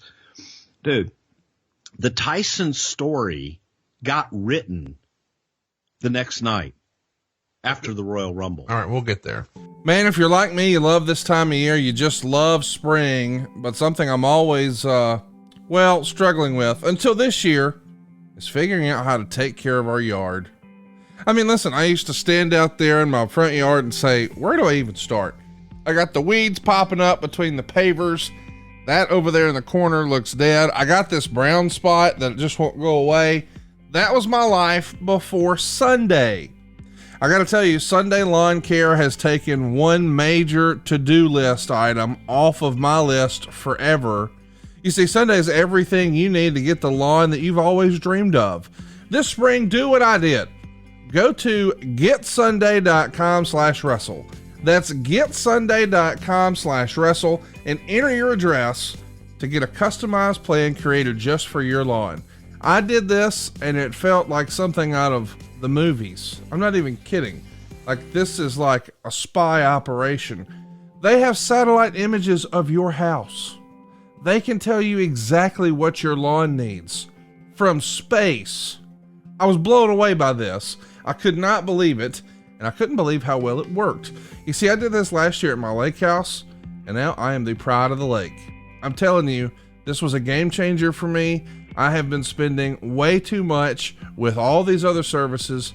I could have did it myself, fast and easy, thanks to Sunday. Let me explain. There's no trips to the store here. There's no hauling heavy bags. They're going to ship it straight to your door. And all you need is a hose. That's right. With one hose, you can apply Sunday. You can fertilize your entire lawn in less time than it takes you to watch one episode of your favorite TV show. They only use ingredients that you can feel good about. There's no harsh chemicals. There's no long waiting periods. There's no trying to keep your kids or pets off the lawn. You just simply apply it and let it dry, and boom, you're back to enjoying the yard. Sunday is easy and affordable. You see, I've seen some lawn services cost more than $1,500 a year, but Sunday's full season plan start at just $109, and Sunday is offering our listeners 20% off. That's right, full season plans start at just $109, and you get 20% off. when you visit getsunday.com/wrestle at checkout. That's 20% off of your custom plan. Oh, there's my alert right there. It's time to go to getsunday.com/wrestle and get 20% off right now. That's getsunday.com/wrestle. On the December 15th edition of Raw, the Nation is doing an interview saying that the hour's up and we demand our belt. And then we see Austin doing a promo from a bridge. And he says that he's thrown the damn belt off the bridge into a river. This is one of the more memorable moments of Raw, is Austin throwing the belt off the bridge into the river. I know we've talked about it a little bit before on the show, but this is something that I assume Russo and Austin shot the night before. This one, Vince and I shot the night before. Or actually, this may have been a tape show that we shot, like we did a live Raw. And I think this was a tape show that we went and shot it after the live Raw that aired on the tape show, if I remember correctly. I know one of them we did like that. They do a main event on that Raw with the Legion of Doom taking on Shawn Michaels and Triple H. Chyna interferes, and then afterwards, the New Age Outlaws come help DX, and they all destroy the Legion of Doom, and they shave Hawk's head. I've been wanting to do a Legion of Doom show here on the show, but they haven't won a poll. Maybe sometime this year. How was Hawk with having his head shaved like this? That was Hawk's idea, and he's the one that suggested it and threw it out there. And we liked it. With dark matches around this time, you're seeing Undertaker working with Triple H in a casket match, but it's not getting awesome reviews. How difficult is a casket match it feels like a very difficult story to tell sometimes, because you've got this big goofy prop, and instead of there being a 1, 2, 3, it's closed the lid. Yeah, because traditional finishes, you don't have any false finishes. Right. The false finishes all are around the casket, and it's not around a big move in a 1, 2.5. It's, oh my God, he's got him in the casket. Will the casket door come down on him? So it's just a little bit more difficult. I think that some gimmick matches like that, it's hard to make them exciting. The next week is the Lowell, Massachusetts show we've talked a little bit about already, where Sean's out here in his jock straps, his unawares, and Goldust and Luna are out here reading 'Twas the Night Before Christmas. Sean asks a lady in the crowd to flash her chest, and she does.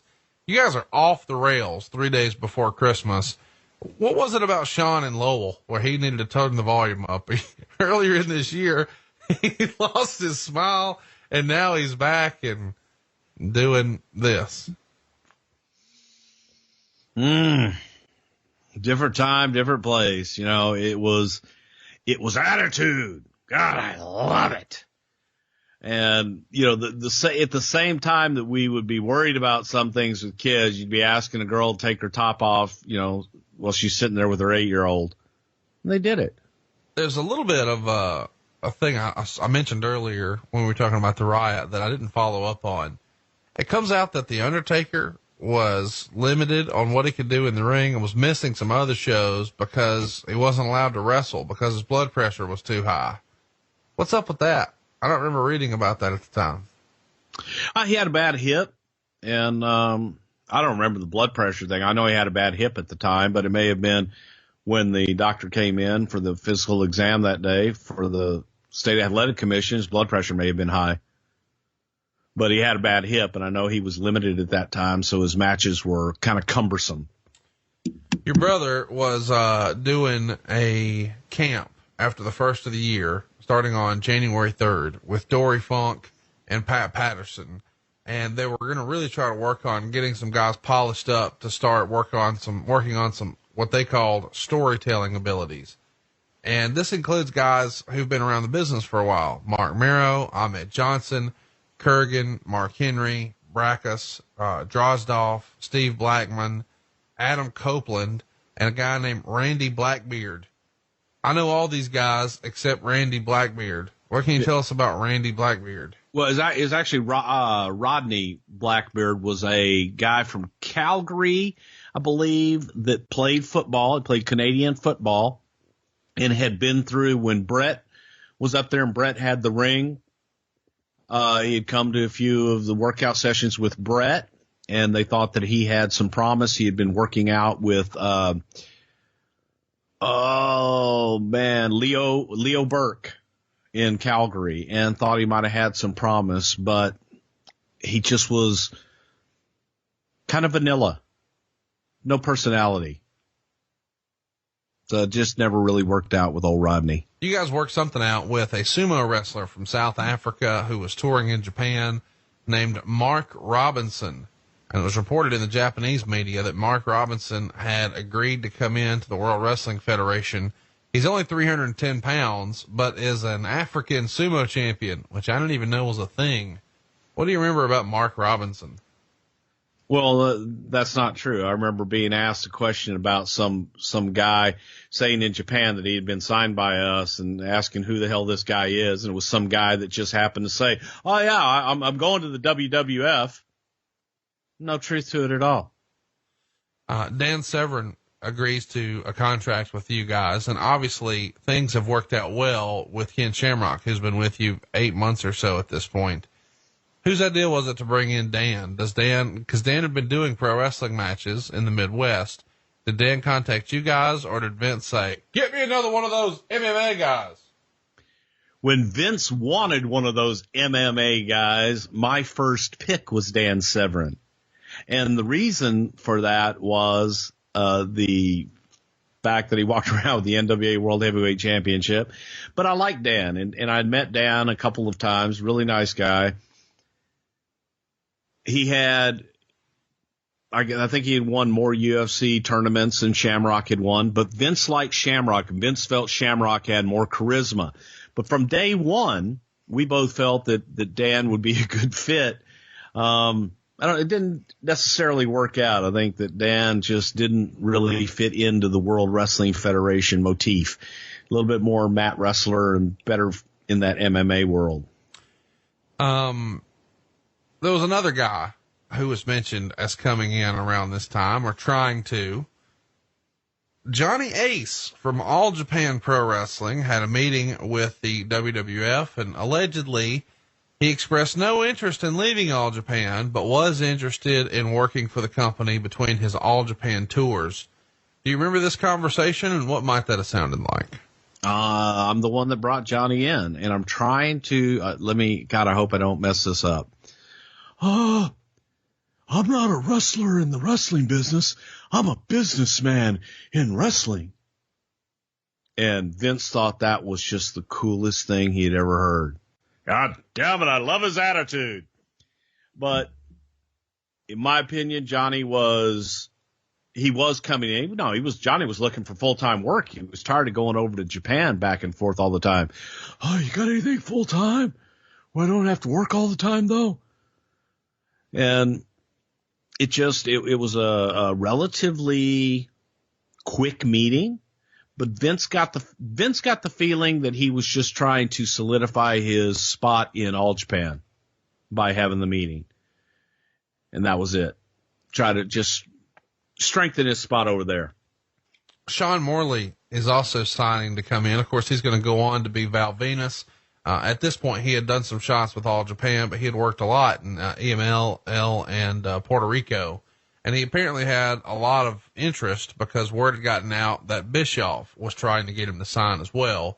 And supposedly Bischoff said something like, "Whatever the WWF offer is, I'll beat it."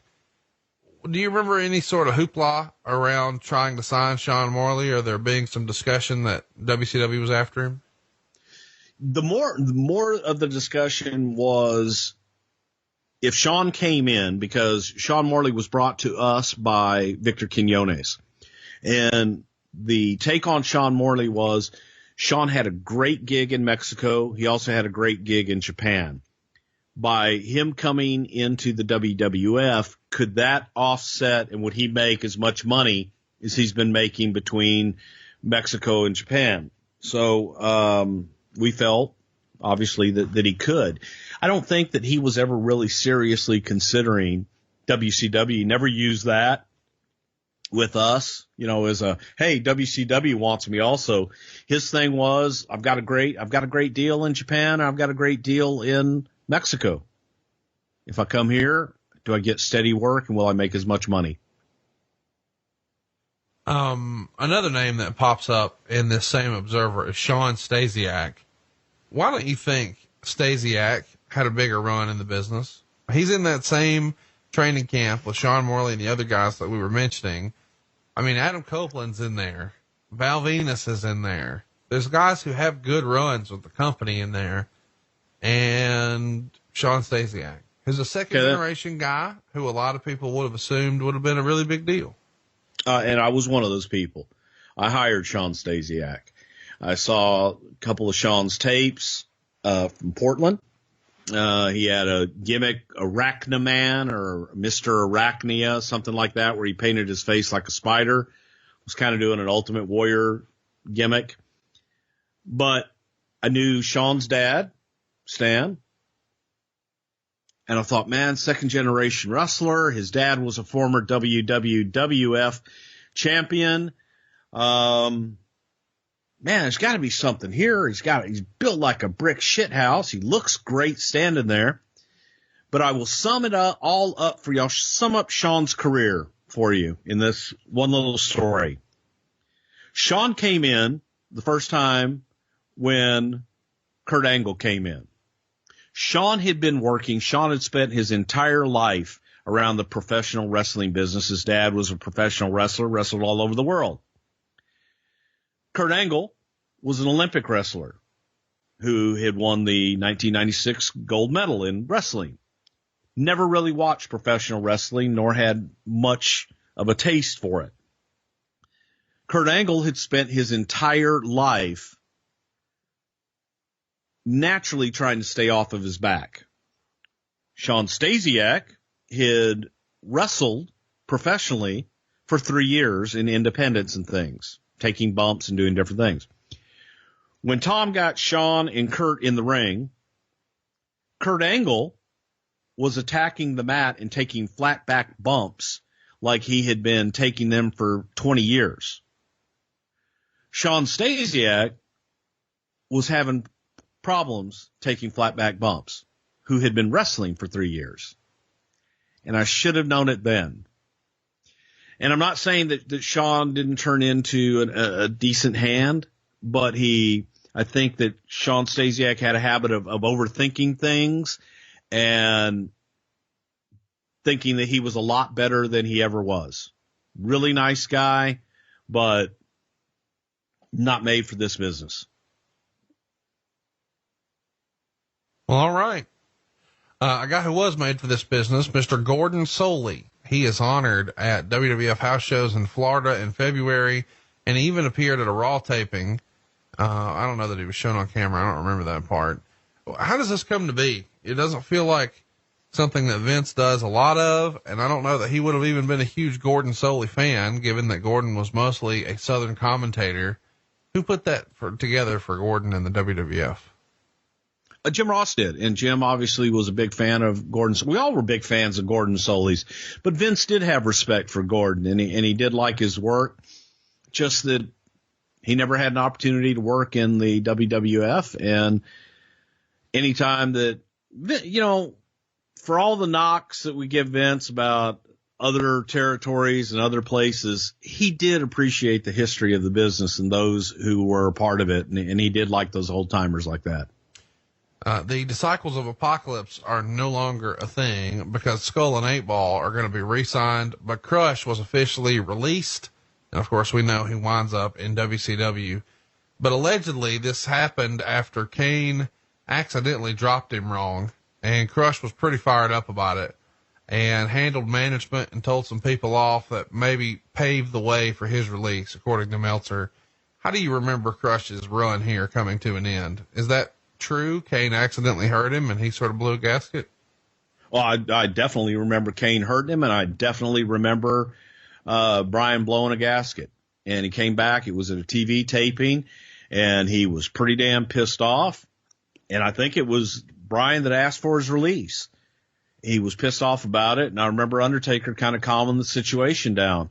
in the back.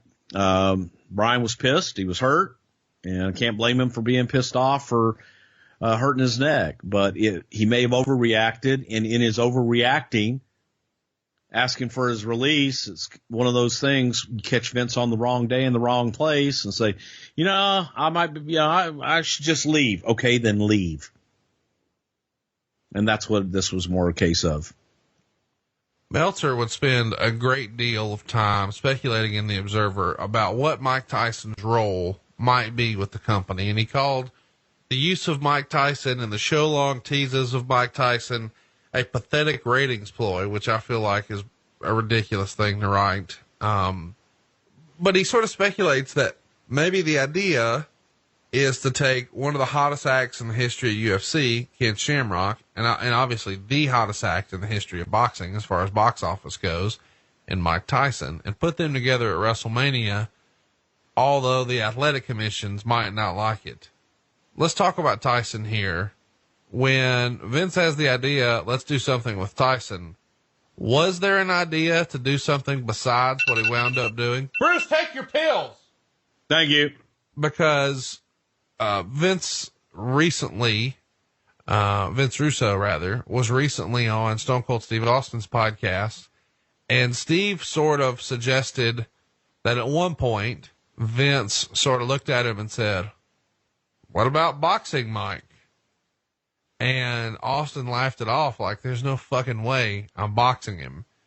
And Russo sort of freestyled that he thought maybe Shane was attached to Tyson's hip because Vince thought there would be an opportunity for Vince to step in as maybe his pay-per-view boxing promoter moving forward once all of the Holyfield stuff sorted itself out.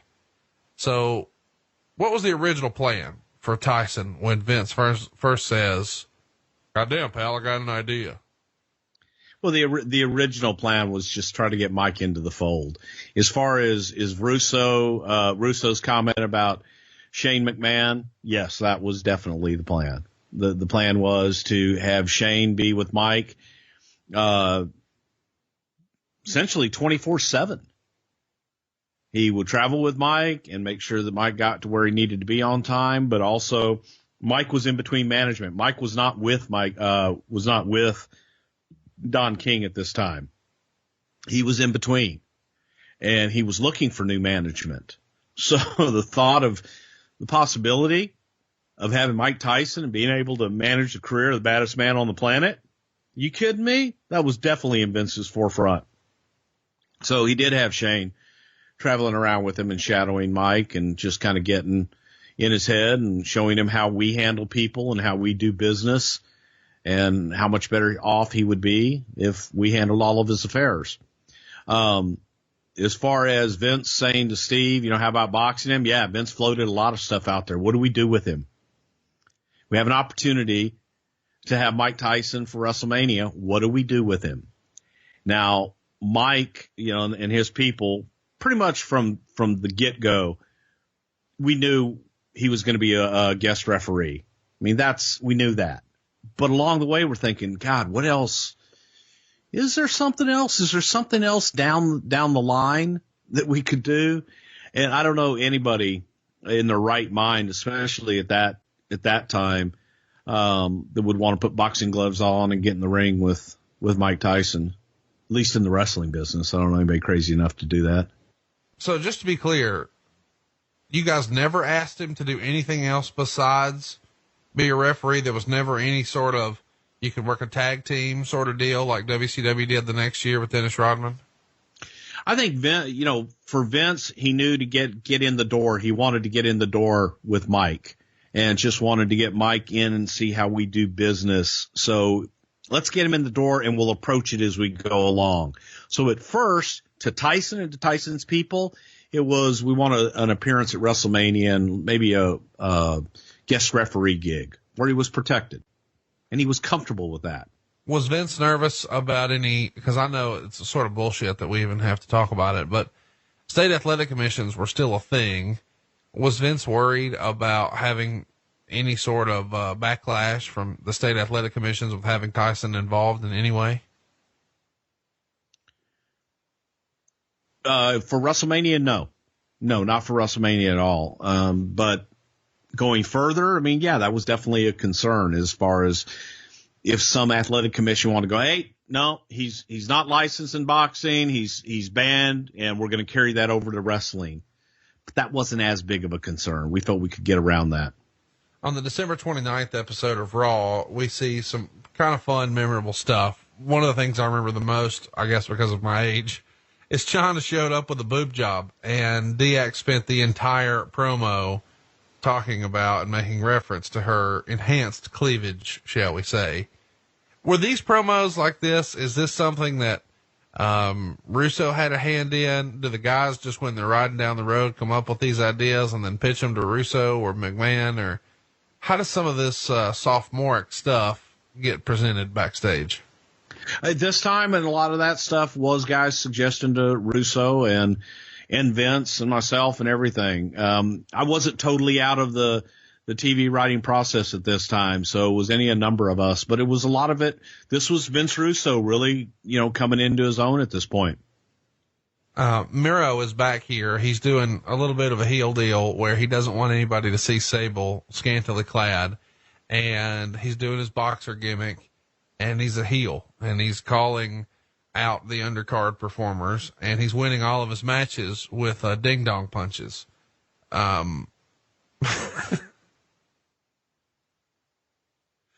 Whose idea was it to take a Golden Gloves guy and say, hey, I got an idea. What if you just start hitting everybody in the ding dong?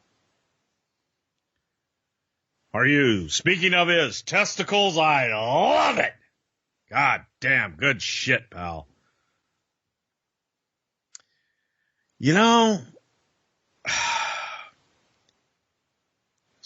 Again, it's Vince will come up with something and think, what's worse than getting knocked out? You get hit in the balls. So don't knock him out. Hit him in the balls. Every man will go down, and everyone knows what that feels like. Next thing you know, what's your finish, kid? I punch people in the balls. I can see working with Harley Race and in the old days, and Harley comes in to do TV, and what's your finish, kid? Well, I hit people in the balls, Mr. Race. I'll move. Yeah, just times change. Dude Love does an interview where he transforms into Mankind and then Cactus Jack. And Meltzer would write, real interesting in New York to see zero reaction to Dude Love, but a huge pop when he switched to Cactus Jack. Of course, he winds up taking on both of the New Age Outlaws, and then he's drugged to the back where there's a big box. And as they fight, a chainsaw starts to saw its way out of the box. And there's a chant of Terry immediately, because it wasn't exactly a secret that Terry Funk was debuting on this show. But Funk comes out wearing a stocking, and he's called Chainsaw Charlie. And the announcers never use the name Terry Funk. And this is obviously reminiscent of the Leatherface gimmick from Japan. We haven't talked about Leatherface a lot here on the show, but Leatherface had to be part of the inspiration for the chainsaw, right? He was, and it was also coincidentally after a trip that I had taken to Japan for, oh my gosh, the crazy guy over there, but the FMW, where Terry was on tour, and Kirshner was over there doing the Leatherface gimmick. And I remember sitting on the bus, and Terry, or actually backstage in the dressing room, and Terry looking over at Kirshner going, Prichard, he's got a hell of a gimmick, this kid. Watch him go out. They think the goddamn chainsaw's live, but he's going to hit it. Sparks are going to come out. He works the goddamn thing. All these little motherfuckers are going to run scattering because they think the goddamn thing's live, and he's going to come out there and chop their goddamn heads off. Goddamn, Vince could make $1 million with him. And fast forward, however many months, And it's like, hey, Terry, what you doing? Chainsaw Charlie was born. I've got an idea, Prichard. I don't want to come back as just Terry Funk. And he told a story about John Ayers, who was a good friend of his, and I believe he played for the Denver Broncos. And they were childhood friends. They used to go get their hair cut by this barber in town, and they called him Chainsaw Charlie. And Terry wanted to be, he says, and John Ayers has just passed due to cancer recently. He goes, I'd like to keep the memory of Johnny alive, and I'd like to be called Chainsaw Charlie. And I'll wear a get-up, I'll put a goddamn pantyhose on my head, and Chainsaw Charlie was born, man, because I loved the chainsaw gimmick that I saw over in Japan that Terry sold me on. Be careful what you wish for. Yes. The whole box thing. You got to tell us whose idea that was for our new listeners. God damn! On WTBS, fucking go in there every week. They have a box, and you wonder who's in the box, what's in the box, and you move it around a little bit. And whenever a motherfucker comes out of a box, they're over instantly. George the Animal Steel came out of a box on TBS. Abdullah the Butcher came out of a box one time. I don't know. He gave a whole list of people that came out of a box and were instantaneous. If you come out of a box, you're over. So we put Terry in a box. This is the, over. Speaking of Jim Cornette, this is where he does an interview where he's setting up his interpromotional feud with the WWF. We've talked about this a little bit here, but this whole NWA invasion into the WWF, this is not in the book of good ideas, is it? Was this the NWA shit? Yes, it was. And it was, look, here's the problem. Jim Cornette is one of the greatest promos ever in the history of the business, especially when Jimmy believes in what he's talking about. So Jim was just so passionate about the old school wrestling the way it used to be and the way it ought to be, motherfucker, that he would cut these promos just spontaneously throughout meetings every once in a while. And Vince was like, God damn, I need to hear that on TV. And it was born. I'll invade. Then there we go. All right. Owen Hart finally gets a match against Shawn Michaels, and it's on Raw here. They go 10 1/4 minutes. When Hart has Michaels in the sharpshooter, and then Triple H clocks him with the crutch.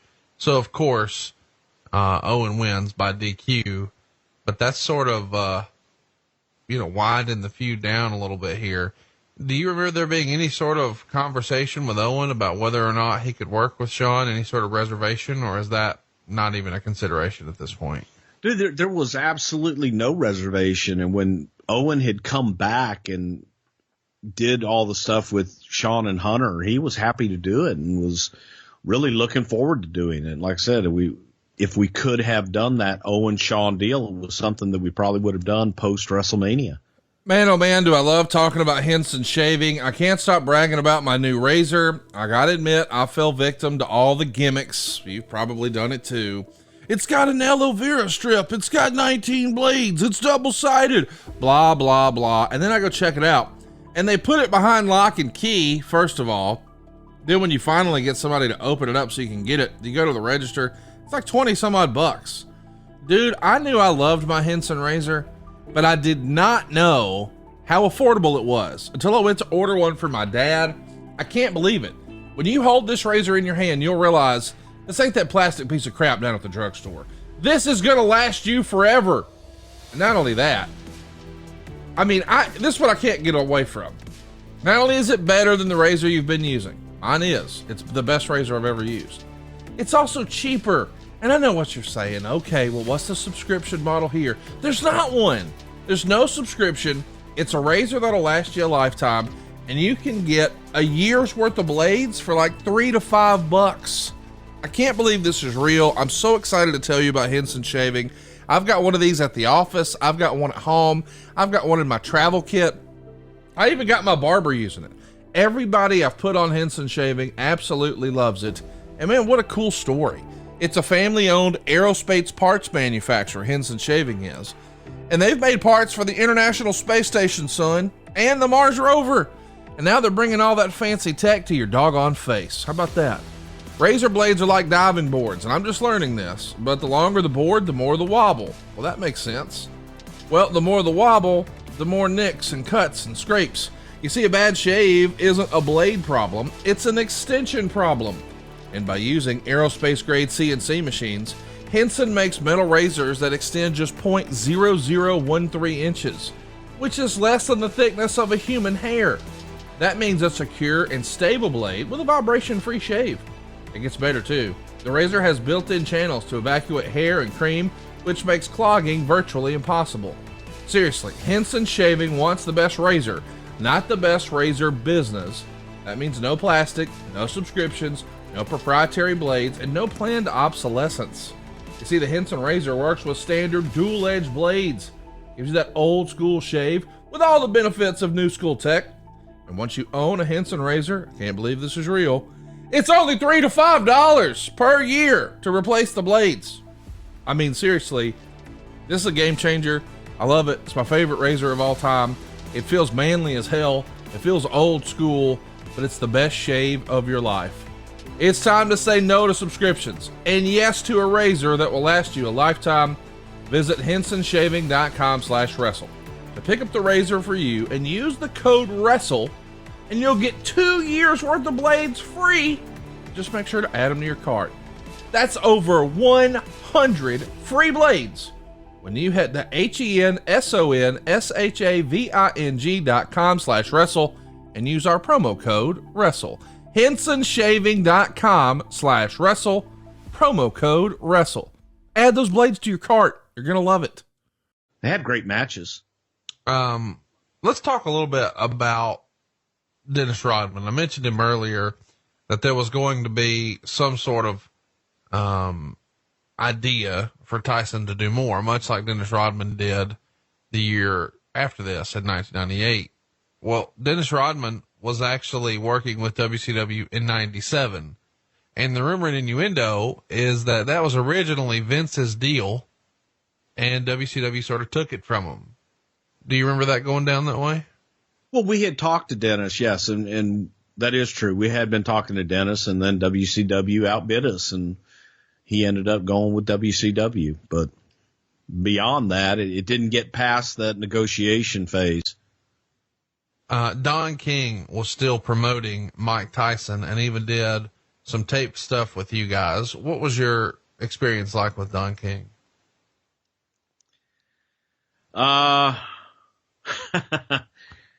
Don King's character.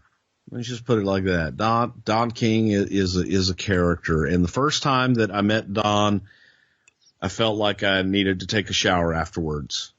Really? Why Don, he just came across as a shyster. He came across as if he told you that the page was white, that it was anything but. So, as time went on and I had other, interactions with him, he finally became a kindly old man. But initially I just felt like no matter what Don was telling you, I should think the opposite. And that was my initial reaction to Don King. Do you think there was any sort of concern when Vince is making this gamble that maybe he's overpaying? Because it's reported that in the Observer that whatever the offer was sort of too rich for WCW's blood. Was that based on the dollar amount, the number of dates, that he wasn't going to be doing anything physical besides being a referee? What made it more attractive for him to do something with you guys as opposed to WCW? Well, it had nothing to do with the dollar amount. As usual, Meltzer's wrong. And it had more to do with the relationship, and the relationship that Mike Tyson grew up a WWF fan. As a kid, he was from New York. He watched WWF. He knew Vince. He trusted Vince. He had previous interactions with Vince. So to him, WCW was the second tier. They may have been kicking our ass in television ratings, but to Mike Tyson, he wanted to be with the big league, and to him, he was always a WWF fan. So that's where he wanted to be, and it was all about the relationship. It had nothing to do with money, had nothing to do with anything else other than we were there first. He liked us, and Mike Tyson is a man of his word. So once he agreed to the deal and said yes, he would do it, he was going to do it. I know you don't like to talk about money, but you got to give us a hint. What'd you guys pay Mike? I really and truly don't know. I do know that the initial offer changed because after the confrontation with Steve on Raw the next night, we went in, we had so many dates on Mike, and that night, Vince and I got in his office after the deal and just was like, oh my God, we have to have him for this whole promotion. And we started mapping out all these different things we could do with the dates we had. And we started running into the problem of, shit, we need more dates. So Vince went in and said, all right, I'll go in and renegotiate. So I don't know what that renegotiation entitled. It was significant. I mean, it was probably over $1 million. Yeah. I mean, there's lots of talk that it was 2 million, 5 million, but I don't believe it was anywhere near 5 million, but I bet it was in the $1 million range. One of the things that was discussed a lot in the dirt sheets at the time was, as we mentioned earlier, the Holyfield Tyson fight happened on the 27th, or maybe it was the 28th. Either way, late June. Well, the Nitro afterwards, the company was in Las Vegas, and supposedly they had worked it out to where Tyson could appear on Nitro since he'd already be in town, having just fought Evander Holyfield, and he was a wrestling fan. But of course, he bit the guy's fucking ear, so he wound up not making the appearance. Had Tyson appeared on Nitro and the bite not happened the way it did, none of this would have ever happened, right? This is a perfect storm of Tyson needs to get in trouble and need a payday and not show up on WCW. Like, there's a lot of things here that fall into place that allow this WWF relationship to exist, right? Well, let me put it this way. If Tyson still had his boxing license and was able to make a living in boxing, he would have been boxing. Right. And he wouldn't have been in a wrestling ring or having anything to do with it. So the fact that happened, it was good for us. In a weird way, one of the best things that ever happened for Vince McMahon and specifically Stone Cold Steve Austin is that Mike Tyson bit a motherfucker's ear. Gotta love it. It's just America. You gotta love it. America. It's just amazing to think about, really, that the whole business might have been, I mean, the greatest star the business ever knew sort of half-assed got over to the degree it did and became such a smash hit because Evander Holyfield got his ear bitten. Thanks, Evander. Thanks for calling that spot. You know, they got in there and he says, hey, bite my ear. And then he did it one time and he sold it a little bit. And they said, hey, come on back in for a second time. Bite it off. Let's get a little spot. Get a little piece of business. We should remind you that when Terry Funk shows up here as Chainsaw Charlie, he's finishing up an FMW deal where he was making like $15,000 a week. But let's remind you, it's late December. What happened in September of 1997 with Terry Funk? I don't know what happened. He retired. He had WrestleFest. You guys loaned him Mick Foley, and he wrestled Sabu. And then in the main event, Dennis Stamp wanted to be there, and he was the referee when Bret Hart got rolled up Terry Funk. And now 3 months later, Funk is back, but he's wearing a mask. Yeah, they did that. They did that wonderful, documentary with Terry getting out of bed. And, so, might as well go back to Mattress Firm and let's keep the ball rolling, shall we? I'm down, man. Cause here's the deal. Everybody knows how important it is to stretch before an event. And so does Mattress Firm. Well, except it's your dollar and your budget stretches further when you're shopping at America's neighborhood mattress store. It's a true home run, and you'll have a ball. They're the head coaches when it comes to mattress expertise, but know this, they are more than just mattress experts. Yeah, they got a game plan that helps you transform your mattress into a bed. From adjustable bases, sheets, headboards, and bedroom decor, they have you literally and figuratively covered like your favorite cornerback. Go to mattressfirm.com/podcast to see what deals are happening as I read this sentence to you. They even offer you a 120-night sleep trial to ensure perfection and a 120-night low price guarantee, so you know you paid the perfect price. Yeah, talk about a 1-2 punch, a knockout, if you will, baby. Score big with a perfect bed. Head on over to mattressfirm.com/podcast to get the play-by-play on how you can monumentally improve your sleep today, tonight, and tomorrow. Go to mattressfirm.com/podcast. Right now, do it. So here we are, lots of conversations about Mike Tyson, but we should keep it going because it's reported in the Observer here that all of a sudden Hulk Hogan's in the conversation. And we've touched on this briefly before, but Hulk Hogan's WCW contract is going to be winding down. And all of a sudden it does look fairly attractive that you've got an opportunity to have the hottest heel in the business, the leader of the NWO, jump ship. And now you've got the biggest pay-per-view attraction in decades, I guess ever, Mike Tyson. How close did that almost come to be? Well, at this time, not that close, because Vince felt that the last time that he had negotiated with Terry, he was being used to get himself a better deal. He's happy that he got Hulk a better deal, but now he was looking to the future and felt for the long term he needed to go with Stone Cold Steve Austin, kind of go with the youth that we had. You know, you look at all the guys we had coming up. You had Rock, you had Steve, you know, Shawn was still in the picture. You had Triple H, Mankind. We had a pretty damn good crew going forward, and he didn't want to upset that apple cart. Allegedly, the WWF takes some precautions, and they check with the Nevada State Athletic Commission to make sure they're okay to use Mike.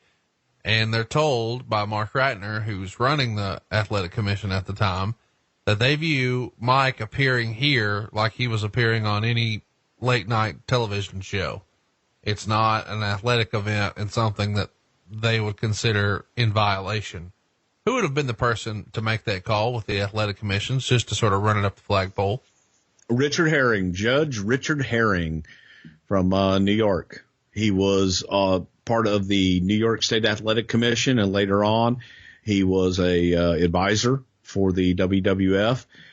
One of my favorite people in the whole wide world, brilliant guy, but he had great connections, and he could make that phone call easily, and they'd pick up the phone for Judge Herring. There was a lot of talk that the commissions around the country were saying that while Tyson may not be violating the letter of the law, he is violating the spirit of the law, because he's supposed to be under suspension. And supposedly the head of the Massachusetts Commission said that he would send a letter recommending Tyson not be used on the show. But since they had no governing power over pro wrestling, it's also just posturing. Do you remember there being talk from Mass that, hey, we don't want you to use him, but we can't tell you not to? Well, there was basically, when you go to the athletic commission in the state of Nevada, in boxing, it's pretty much New York and Nevada who are the big dogs and who make a lot of the decisions, because that's where the money is. So we not only asked Nevada, but we asked a lot of the athletic commissions that governed wrestling and boxing and got the temperature of the water for the most part. And for the most part, everybody shared Nevada's take that this is no different than appearing on Saturday Night Live, that this was entertainment, that this had nothing to do. He wasn't competing and he wasn't boxing. So who cares what he does? As long as he's not going to be in there and, I don't want to say deface or hurt the boxing name in any way. So for the most part, the majority of the athletic commissions did not have a problem with it at all. There were a few holier than thous, and he shouldn't be in a ring. But those were few and far between. When you guys read, because I know you personally may not have, but somebody in the office or the locker room was reading the Observer, when they read that Mike Tyson's getting $4 million, and I know you've just shut holes in that, but it was in the Observer that it was a $4 million deal. Does this piss any of the boys off when they remember just 3 months prior, Bret Hart was told, we can't afford to keep you? Sure it does.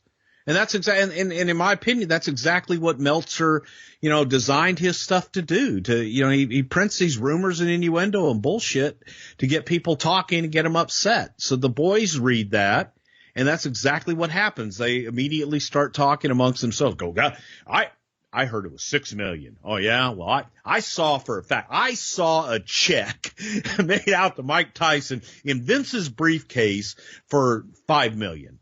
And it just takes a life unto itself when none of them really know. Do you remember any of the boys specifically being upset? Like, can you remember one individual who was pretty fired up about it? None that came to us directly. And to the contrary, I think that the guys that were on top, especially at that time, because it was a groundswell, and house shows during this time, man, they were on the upswing and they were doing better, and guys were making money, starting to make money now, which they hadn't a few months before. But all of a sudden now the house shows are doing better. They're getting paid off of the house shows, and there was a upswell, and they're going, well, hell, man, maybe that's because all these people are talking, and maybe, you know what? Maybe all this buzz is helping us. And if Mike Tyson's doing that, then more power to him. The rub comes when they're reporting all these bullshit numbers, because if you're talking 5 or 6 million, man, that's a big chunk of change that they think that is coming out of their pocket. And that just wasn't the case. I should tell you how much business is up here. Let's run some numbers right fast. From December of 96 to December of 97, you go from 3,500 on your average attendance to 6,616. So attendance is up 89%. The gate, it follows the leader as well. You're at $59,788 on average. Now you're up 89% at $113,241. Television ratings are up too. You go from a 1.3 in December of 96 to a 2.2 in December of 97. What a time to be in the company, right, Bruce? It is, because again, you're seeing different things, and Jim Ross and I talked about this the other day on his podcast, that while there probably were some and Meltzer and other people like that were really focusing on, oh, they're getting their ass kicked in the television ratings. And yes, we did look at that, but we didn't have time to dwell on it. We didn't have time to sit there and go, oh gosh, gee willikers, they beat us by 0.7 of a point last week. We had to look at, man, what are we going to do next week? What is in front of us right now? What do we have to get done? That was the priority with us, and things were moving so quickly that you didn't have time to go back and reflect. You knew that, all right, man, that house last night was pretty damn good. And you look at the checks and you kind of look at, okay, well, bonuses are good. This is good. That's good. We're moving forward into the go home show before the Royal Rumble in State College, PA. You guys drew 8628 for a gain of $124,765. It's on January 12th. And, the show gets going with DX sort of taking their jabs at the Ric Flair Bret Hart feud. When Shawn starts talking about how he's the best there is, the best there was, and Triple H interrupts him and says, none of that lame stuff. And you guys are really doing a lot of this in late 97 and early 98 here, where you're sort of drawing attention to we're the younger guys. Is that Vince sort of poking the bear, or is that Russo? No, that's Vince absolutely poking the bear, because that was during the time, where he's still looking at WCW being, for the most part, former superstars from the WWF. And if you can look at and have something that's real and go, oh, well, that's all the older guys. Of course, they were here before, but then they got too old to be here and they can't hang now because we've got all these young guys. So sure, that's Vince McMahon stating the obvious. It's funny how, and we've talked a lot about how, age changes as we get older because, we start to view it a little differently. So Jim Cornette on this show introduces the Rock and Roll Express as the NWA Tag Team Champions and calls them 5-time champions, but there's no belts there. And Meltzer would write, crowd was dead. Morton, who is 41, and Gibson, 40, looked positively ancient, and it was actually like watching Saturday Night Live spoof two old men trying to be the Rock and Roll Express. The crowd was dead. Cornette interfered for the DQ in 2 minutes and 28 seconds. Now, by comparison, I remember watching this and thinking the same thing. Man, look at these old guys. Here's what's crazy to me. AJ Styles is 40 years Young kid. AJ Styles is probably the best wrestler in the world, arguably the best wrestler in the world. You could also, lump Kenny Omega and a few others into that conversation, but he's certainly the best in the WWF based on almost all criteria that you would look at. And he's 40 years old. And here Gibson and Morton are being described as, a spoof. How were they received? I know it's a different time. What was it about this act that just did not resonate with the crowd in 1998? I think because they looked at them as 40-year-old men trying to be 20-year-olds with the whole Rock and Roll Express gimmick and, rock and roll and we're young. It just looked like an old act, and that's terrible. And it was deader than Kelsey's nuts, as Jim Cornette would say. The audience did not give a flip. They didn't care. They weren't WWF guys, and we were in the heart of WWF territory. So these guys were kind of seen as, those, them Southern wrestlers. We had the real rockers. We had the rockers up here. These guys just an imitation of them. A couple old guys trying to relive their youth. But for the WWF at that time and rock and roll coming in, they were not welcomed by the audience. They were welcomed by the boys. I think that the boys loved them and they were great workers, but audience didn't care. This is also the show where it looks like Kane is going to join DX, and then all of a sudden, he instead sides with his brother, the Undertaker. Was there ever, at this point, obviously Kane is still a new character, having just debuted a few months prior. Was the storyline arc for the Kane character, and I'm sure we're going to do this on a future episode, was it always supposed to be bad blood to WrestleMania and then do something else with Kane? Or, obviously it wasn't supposed to be a 20-year-old character.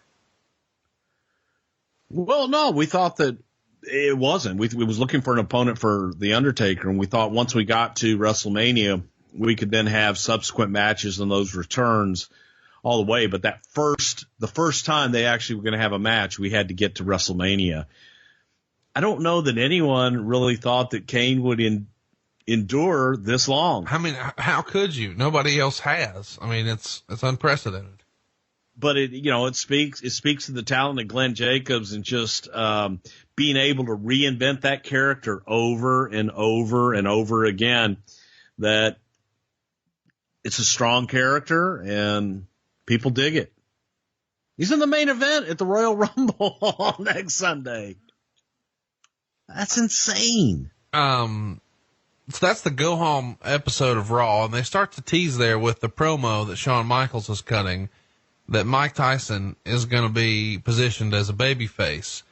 Vince Russo was recently on Steve Austin's podcast and teased that maybe wasn't always the plan, that everybody else sort of thought that he had to be a babyface because they wanted to try to help Mike rehab his image a little bit, because Mike was a super heel. He's coming off a prison stint, and now he bit a motherfucker's ear off.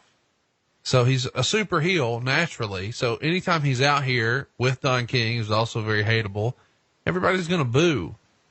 But Russo says it was his idea to do a swerve, bro, and have him instead side with DX. Is that the way you remember this going down?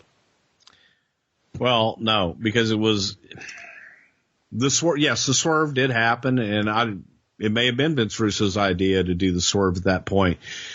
But we had originally the idea was get to that attraction. The attraction would be Steve and Sean.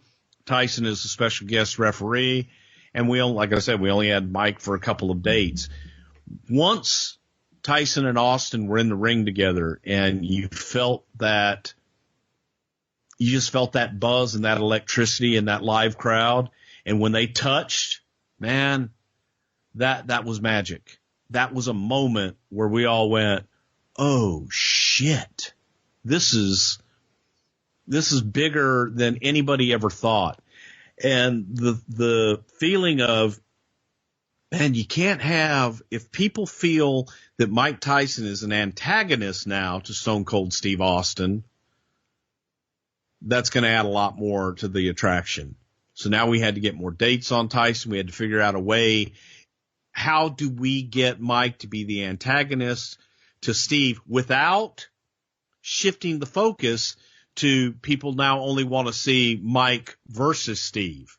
And that was the line that you had to walk. And that's the whole DX thing. Well, instead of doing that, have him join DX and have him be a part of the heel faction to where he's kind of still, Sean is in the foreground and Sean is the one pulling the strings. All right, let's get to it. Royal Rumble 1998, as we said earlier, San Jose, California, January 18th. So yesterday was the 20-year anniversary. It sold out a week ahead of time. 18,542 folks were in the building. 16,661 of those paid $414,000, and they did another $159,000 in merchandise. It broke the all-time record for Northern California, which was 17,000 for a 1962 match between Ray Stevens and Pepper Gomez at the Cow Palace. And for the gate, it nearly doubled the record set back in 97 by WCW for Hogan and Piper at Super Brawl at the Cow Palace. So this is a big, big deal for you guys to have a house like this. I mean, Vince has to be tickled when you sell out a week ahead and set all these records, right? Yeah, the momentum was there. Everybody was feeling it. We already had the sellout before we even leaked Tyson was going to be there. So that was a good feeling. And we felt, okay, this is even more of a reason to go ahead and leak Tyson to get people buzzing about it even more, to buy the pay-per-view locally and elsewhere. So yeah, this was a good feeling coming off of the last year we had. We had momentum going into this. I guess we should also mention that we've covered a lot of this show on some of our shows in the archives because we've covered matches based on the talent. So we're going to run through some of this. The first match is Vader taking on Goldust. We've got a Vader episode in our archives that I recommend. It's probably our first super in-depth show. And we've got a Goldust episode that people just absolutely love. So check out both of those in the archives if you haven't already. It's somethingtowrestle.com. Friday at noon is when you can catch the new shows every week. If you haven't already, hit the subscribe button. I haven't said this in a long time, but leave us a review as well on iTunes. We'd really appreciate that. If you haven't already, please do. Meltzer would write of this match. Both guys worked hard, but they were a little off. Actually, Goldust for the past few years has been a little off, although there were some good bumps and the match had a nice finish. Vader went up for the Vader bomb, but Luna did a run in, jumping on Vader's back. Vader still climbed the ropes with Luna on his back, and he did the Vader bomb with her there for the added weight and got the pin. Star and a quarter. We've talked about this before, but it's still fun to watch Vader do a Vader bomb with Luna on his back, is it not? It looked like, and Luna just face planted on the Vader bomb when he came off of there, and she had absolutely nowhere to go. But the thing that got me out of the whole thing, on my notes, I wrote, shockingly very good match. Man, they busted their ass. They had a really good match. Vader was on and Goldust was, as usual, excellent. It's weird because I get hyped every time I see Vader. I was such a fan of Vader in WCW, and his match with Flair at Starrcade 93 is one of my favorite matches ever. But to see him here in the opening card, you have sort of lowered expectations, but I'm like you. I thought the match was really good. I also appreciated this weird hey, we're going to go way over the top with Goldust. He didn't do it very long, but he's here in like a striped bodysuit with like a G-string on the outside. I mean, quite the outfit. Is this right out of your personal collection? Well, the G-string was, the brassiere was out of someone else's, but I don't want to mention Vince Russo's name. So next up, we've got a bunch of minis working a match, and this is, to my worldview, an excuse to have Sonny out here. Strut that ass! And man, how roll tide was Sonny in January of 1998. There was a fun line in here in commentary where JR said something like, I hear she's fond of short guys, which I really appreciated.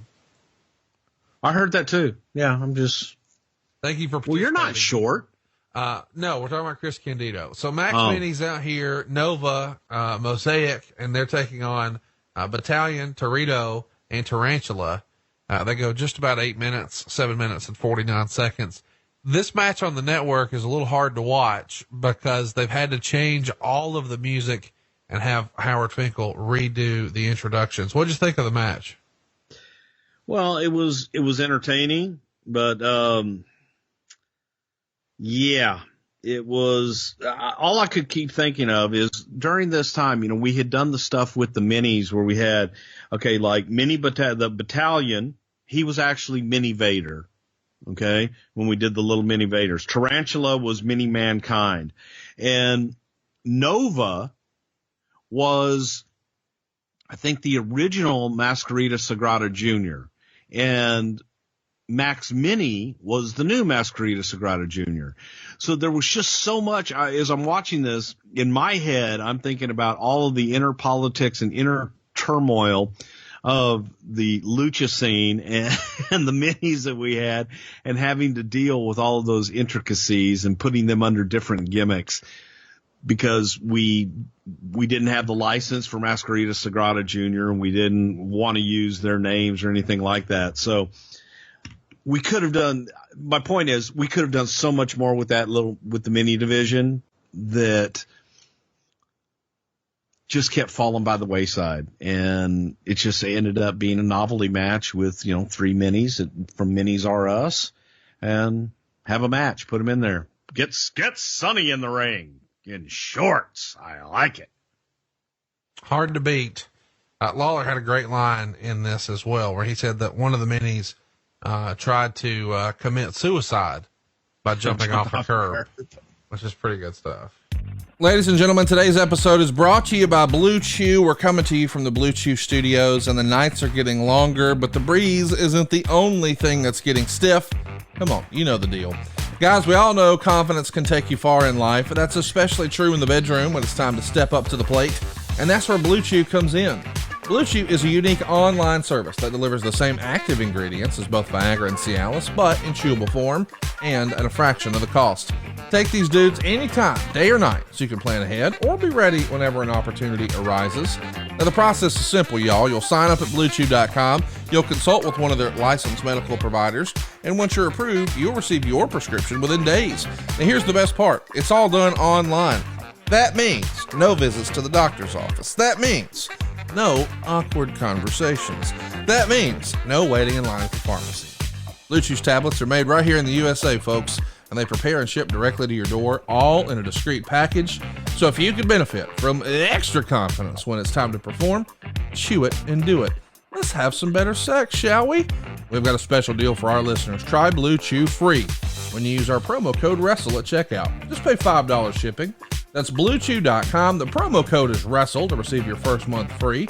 Visit BlueChew.com for more details and important safety information. And we thank Blue Chew for sponsoring today's podcast. And Bruce's winner. Next up, we had Rocky Maivia wrestle Ken Shamrock in a match that I got to tell you, I thought Meltzer rated way too low. He only gave it 2.25 stars. They go about 11 minutes. Rocky gets the win by DQ to retain. And Meltzer writes, Maivia, who actually spent his childhood living in this area when his father and grandfather were 2 of the top local babyfaces, controlled most of the match. Since both are relatively inexperienced, there were some sloppy spots, such as both going for moves at the same time or hesitations, and the finish was a screw job. I can actually recall when I was in junior high seeing Dwayne Johnson run around backstage every Wednesday night in the San Jose Civic Auditorium with his mom and sometimes his grandmother. The first big spot was Shamrock going for a Hurricane Rana, but also being caught, et cetera, et cetera, et cetera. Okay. The finish I fucking loved. We get Mike Chioda distracted by the nation. Maivia clocks Shamrock with the brass knuckles and then takes the knuckles and shoves them into Shamrock's tights. But Shamrock manages to kick out of the pin and then deliver his finishing move, a belly to belly, for the 3 count. Now let's defy logic for a minute. Getting punched by a 270-pound motherfucker in the jaw with brass knuckles, you won't stay down 3 seconds. But if another guy grabs you around your waist and throws you down with a belly to belly, okay, now it's over. Let's pretend that's okay for a minute. The belt changes hands. They're playing Shamrock's music. The crowd's celebrating. And then The Rock is telling the ref, that's bullshit. He hit me with brass knuckles. Check his trunks. The ref does, finds the trunks that Shamrock didn't even know were in there, and overturns the decision. What a fucking smart finish. Is this a Patterson finish, or who did this?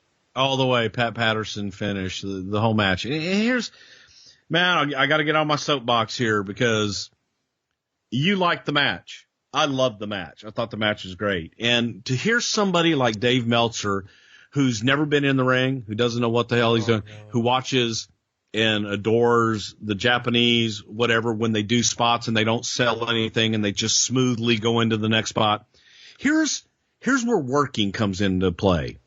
When you have guys and things aren't perfectly smooth and synchronized and pretty and beautiful, so that, okay, you go into this and I'll go into that, and we don't sell anything and it's a smooth, pretty bump and I'm right up. To me, that's not a great match. When you watch a boxing match, or you watch an MMA fight, or you watch a fight and a competition in general, it can be sloppy. Okay, it's not going to be perfect. That's what makes a good work, and that's what makes a believable match. But someone that doesn't know that wants their synchronized crap, it drives me fucking nuts. The Legion of Doom is out next, and they're taking on the New Age Outlaws. And this is sort of a fun match here for me because it's sort of the infancy of the New Age Outlaws, but we're seeing where they're about to be superstars. And this is super old school, but I really appreciated this. Of course, we're in San Jose, so their local team is the San Francisco 49ers. It's January, so that means it's playoff time. Well, wouldn't you know it, Brett Favre and the Packers have just defeated the 49ers and kicked them out of the playoffs, and no longer are the 49ers lined up for the Super Bowl shot. This is so old school, easy heat, but I love it. When do you remember heels wearing the opposing team's jersey becoming like commonplace in wrestling? Oh, I think that, for a good heel, and especially back in the day when we worked different territories, so easy. It's just so easy when you have a really hot town that has a great sports team for a heel to go out and badmouth them. And that's just been done for years, and I love it. It's absolutely wonderful. But this match, it was good. It told a simple story. No, the match was awful. I'm not going to let you get away with that. No. Hang on. The match telling a story was a good story. The match itself, it sucked. They were moving in slow motion and kind of falling down in sections. It wasn't great. I actually wrote down not pretty, but the story, I thought the story was tremendous. The story, in case you haven't watched this, is the New Age Outlaws are going to do whatever they can to cheat. Now, on the way here, of course, they power bombed these guys through tables, a card table, and then later the actual announcer's table, and they shaved Hawk's head. Hawk is out of shape here and not looking the best he's ever looked. This does not look like the Hawk from 10 years prior that everybody was like, holy shit. And he's obviously blown up. So they're trying to have Animal work the majority of this match. So they come up with a gimmick where the New Age Outlaws have somehow put handcuffs on Hawk, and Hawk is going to be handcuffed to the outside turnbuckle on the floor, so he can't possibly save Animal. And there's a couple of scary spots in there, one with a power slam where it didn't look they were going to make it. Not the smoothest, prettiest match ever. Of course, eventually Hawk magically breaks free of the handcuffs, When's the first time you saw somebody break handcuffs like that? The first time I remember seeing it was Hulk Hogan. Was somebody doing that before that I just don't remember or I didn't see?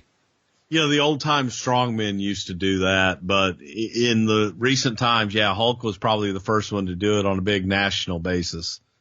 Either way, though, we wind up with a DQ here. So the LOD gets the win. The Outlaws were using a chair. They got caught using a chair. So that's it. But Hawk eventually breaks free, but eventually, he hits the ring and clocks both guys with chairs himself. And that in and of itself is sort of interesting because he doesn't have the chair position just right. This is just a sad showing of the Legion of Doom. It really does feel like a little bit of the passing of the torch. And I know that the New Age Outlaws are going to be repackaged as LOD 2000 and Sonny's going to be put with them and they'll have a slightly different look and all that stuff.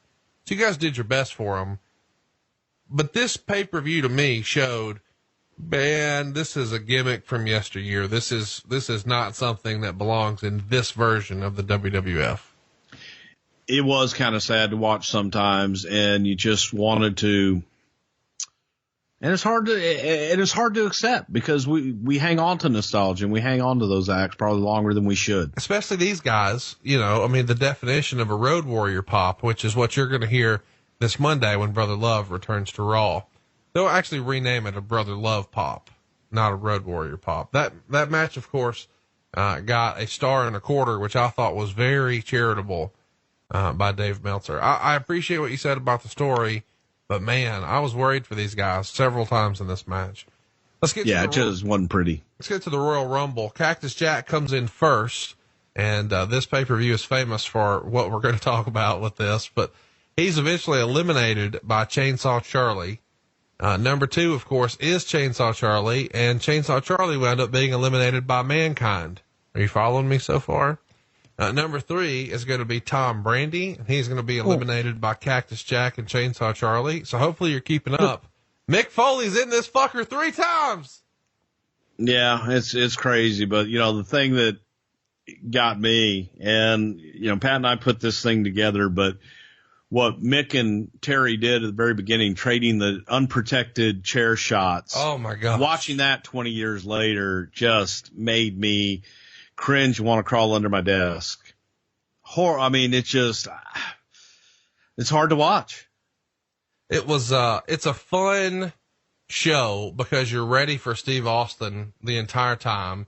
And the show is really built around Steve Austin to the point that we see him arrive in the Stone Cold Steve Austin truck, which was custom painted with the smoking skull.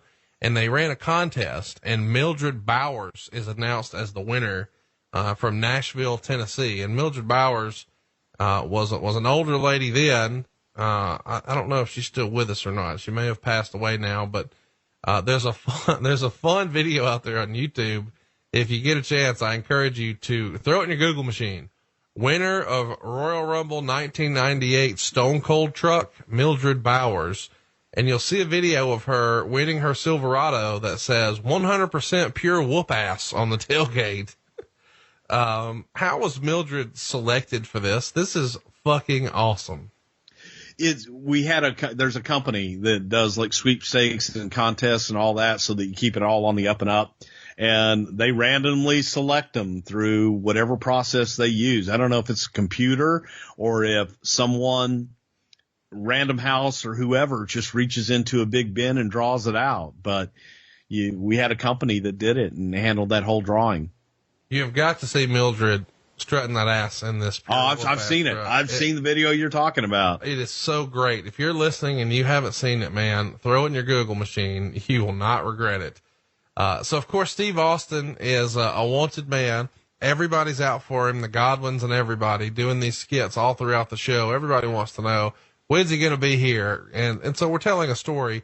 Can he overcome all odds? But at the same time, we establish, in my opinion, Mick Foley as a major player because we see him 3 different times as Cactus Jack, as Mankind, and of course he's in here as Dude Love as well. So he's doing all 3 gimmicks, and it comes down to the final deal here. Go ahead. And let's go back to that because that was something that Pat and I pitched to Vince, and he was like, how the hell can he do that? He can't be in the ring at the same time. We're like, no, man. So we called Mick and said, hey, is this something you can do? And Mick loved it. But it was Vincent, his first reaction was, how the hell are you going to do that? And then once we explained it to him, loved it, and we got to have our 3 faces of Foley in the match. I thought it was a good idea to have the 3 faces of Foley. Whose idea was that? That was something Pat and I came up with, because what happened is we had a talent roster, and on the talent roster, you had Mankind, you had Dude Love, and you had Cactus Jack. So I'm thinking, well, shit, we should have all 3 of them. Wouldn't that be great? And Pat starts laughing. Oh, my God, you could have all 3. And we started playing with it and then pitched the idea, and it actually stuck. So that was a fun little bit of that Rumble. No, number 30 into the ring was Vader. And I found it kind of funny when he's marching out to the ring, knowing what we know now. Of course, I never caught this back then. Jim Ross refers to Vader as that big old stinky grizzly bear. Exactly. Which I thought was hilarious. The other great JR line from the Royal Rumble is when Jim Cornette and Jeff Jarrett came out and attacked Owen Hart. Say, Jim Cornette is a stain on the underwear of life. Sassafras. I thought that was a great line. We get down to the final nitty gritty here, and 4 of the final dudes here are Dude Love, which is a sign that, hey, they got a lot of confidence in Mick. He's going to be a player. Farouk, and Farouk is eliminated by The Rock. Obviously that's showing you that, hey, we're going to continue to advance this Nation of Domination dissension storyline. And our last 2 are The Rock and Stone Cold. Little did we know that later that year, The Rock would be the world champion, and here we would be. Is it always a good rule of thumb that if you're in that final 4 or final 2, that's sort of where the company sees you as a top guy? Cause this felt like a real, coming out party for The Rock here. Well, obviously the last guys in the ring, you want to have the audience believe, hey, one of these guys, you don't want them to be able to pick it. So you want them to believe that whoever's in the ring at that time can win this thing. So yeah, you always want top guys in there, but I think we did a good job throughout this whole Rumble of telling stories with the Nation fighting each other and the Farouk Rock story and Steve kind of overcoming the odds. And there was just a lot of fun stories throughout the night in the Rumble. Steve Austin won the match. He eliminated 7 folks. Meltzer gives it 2.5 stars. Not my favorite Rumble match ever. Where would you rank it? The top 5. I love you for that. I was hoping you'd say that. Shawn Michaels definitely in my top 5 of Rumbles. Absolutely. I would put it up there in the top 5 with 99, 2002, 92, 90, 89, 93, 2006. 94, 2006, 2008. Yeah, those are all my top 5. Right. Next up, of course, we've got Shawn Michaels out defending his world title against The Undertaker. It's a casket match. They go 20 minutes and 37 seconds. Meltzer would write, real good work by both, Michaels in particular. Michaels looked to take one incredible bump early, taking a backdrop over the top rope and cracking his lower back on the casket as he went over. He was really lucky he wasn't hurt on that one. Undertaker pressed him overhead and dropped him onto the floor. If you haven't seen this, I recommend that you go out of your way to see it. This is a really, really good match. I enjoyed every time these guys worked, but it's 3.5 stars. Eventually, we're going to get lots of craziness and interference. They do a double casket spot, which, you could be critical of, but at one point, China knocks down the ref, and then the Los Boricuas and the New Age Outlaws hit the ring and all began attacking the Undertaker. Kane comes out and everybody's ready for him to defend the Undertaker based on what we saw in Raw, and his music plays. He does clean house. An explosion was supposed to go off to set the stage for turning on Taker, but there was a screw up on the spot, according to Meltzer.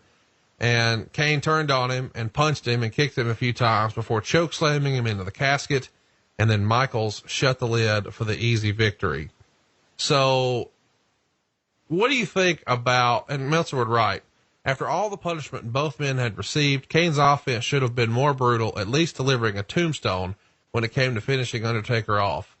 Paul Bearer, who had kept off the road for a few weeks to build drama for his return, prompting a million ridiculous rumors, came out and locked the casket, and then Kane took an axe and started chopping away. They poured gasoline all over it, and then Paul Bearer lit it on fire as the show went off the air. The match itself was really good, but really taken down by the finish. 3.5 stars. A lot to cover. Let's talk about the match itself. I thought it was a great match. I'm not talking about the bump or the finish. What'd you think? I thought it was an excellent match, and I wrote down why Shawn Michaels is, in my opinion, probably the greatest worker ever.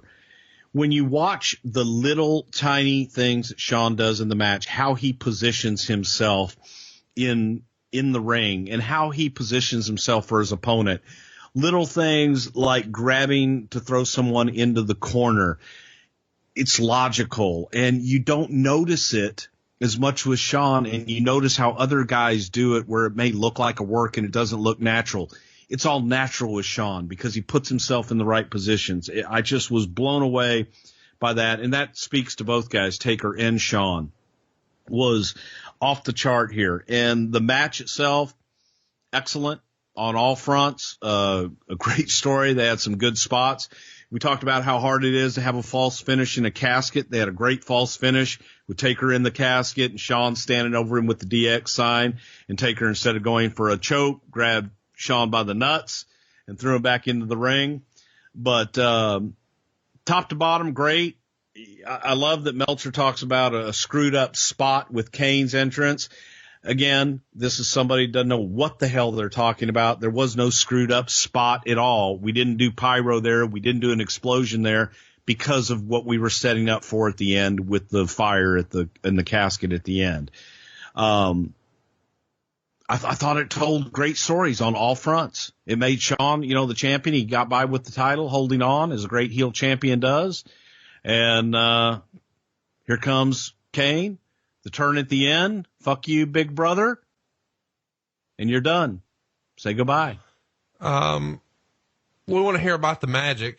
Show us how the sausage is made. How did you guys do the fire at the end? Well, that's where we learned at the very the trick to have that biggest. We did it. We had several caskets there, and we tried to do it to see what it would look like, and it just didn't look good. But do you know if you mix kerosene and gasoline that you can get that big explosion and you can get the long burning effect like we had on there? I did not know that. Yeah, well, that's a little secret next time you want to burn a casket on national television. That it helps. And the people, the fire marshal is the one who actually gave us that idea. And they were obviously concerned how close we were to the people and things like that. But the whole idea behind chopping the casket up was so that there was air, so the fire could breathe, and pouring the mixture of the gasoline and the kerosene and all that inside the casket just really helped to make that damn thing burn and explode and look beautiful as we got out of it on TV. So, I've got to ask. I assume that the Undertaker slides under the ring somehow.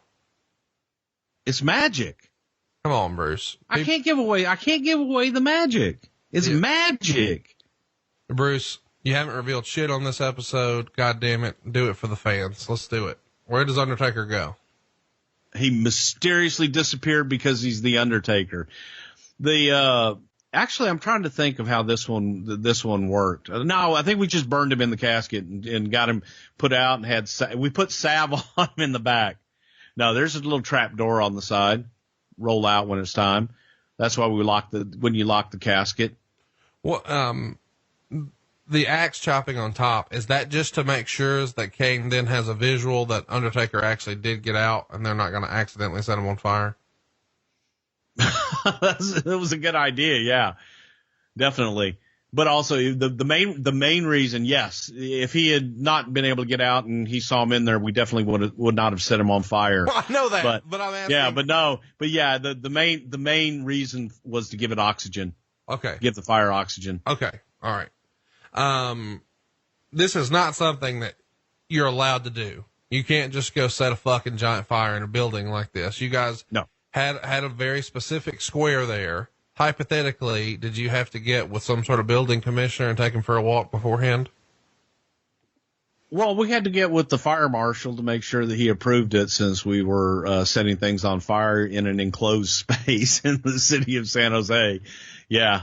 And this particular fire marshal was extremely cool. And he's the one that kind of helped us with the concoction, and is the one who came up with the idea of putting the hole in the casket to give it, and he felt that even made it safer. If we can make it bigger, it'll be safer. Well, no, because it contained it, because the walls weren't going to burn out. But you could make that fire inside of the damn thing and make it look bigger. Right. Well, there's been, I guess the real reason we're here is to talk about Mike Tyson, to talk about this fire, and to talk about the back injury. So let's do that. There's been lots of rumor and innuendo that Sean really wasn't that hurt here. And it's kind of funny seeing Meltzer write, he's lucky he wasn't hurt there. Here's what Sean has said about the match. 2 days later, we were shooting vignettes in Davis, California, and I felt a stabbing pain in my lower back. I flew home that Wednesday, and when I woke up Thursday morning, I couldn't move. It felt like there was a hot, searing knife tearing through my back. I'd never felt so much pain in my life. I couldn't stand up, so I rolled out of bed. My phone was a few feet away from my bed, but I couldn't get to it. I could reach the cord, so I grabbed it and pulled the phone to me. I dialed up my parents and said, I can't move. I need somebody to come get me to the hospital. They called an ambulance and came right over to the house. With my arms and legs dragging lifelessly behind me, I started crawling towards the front door.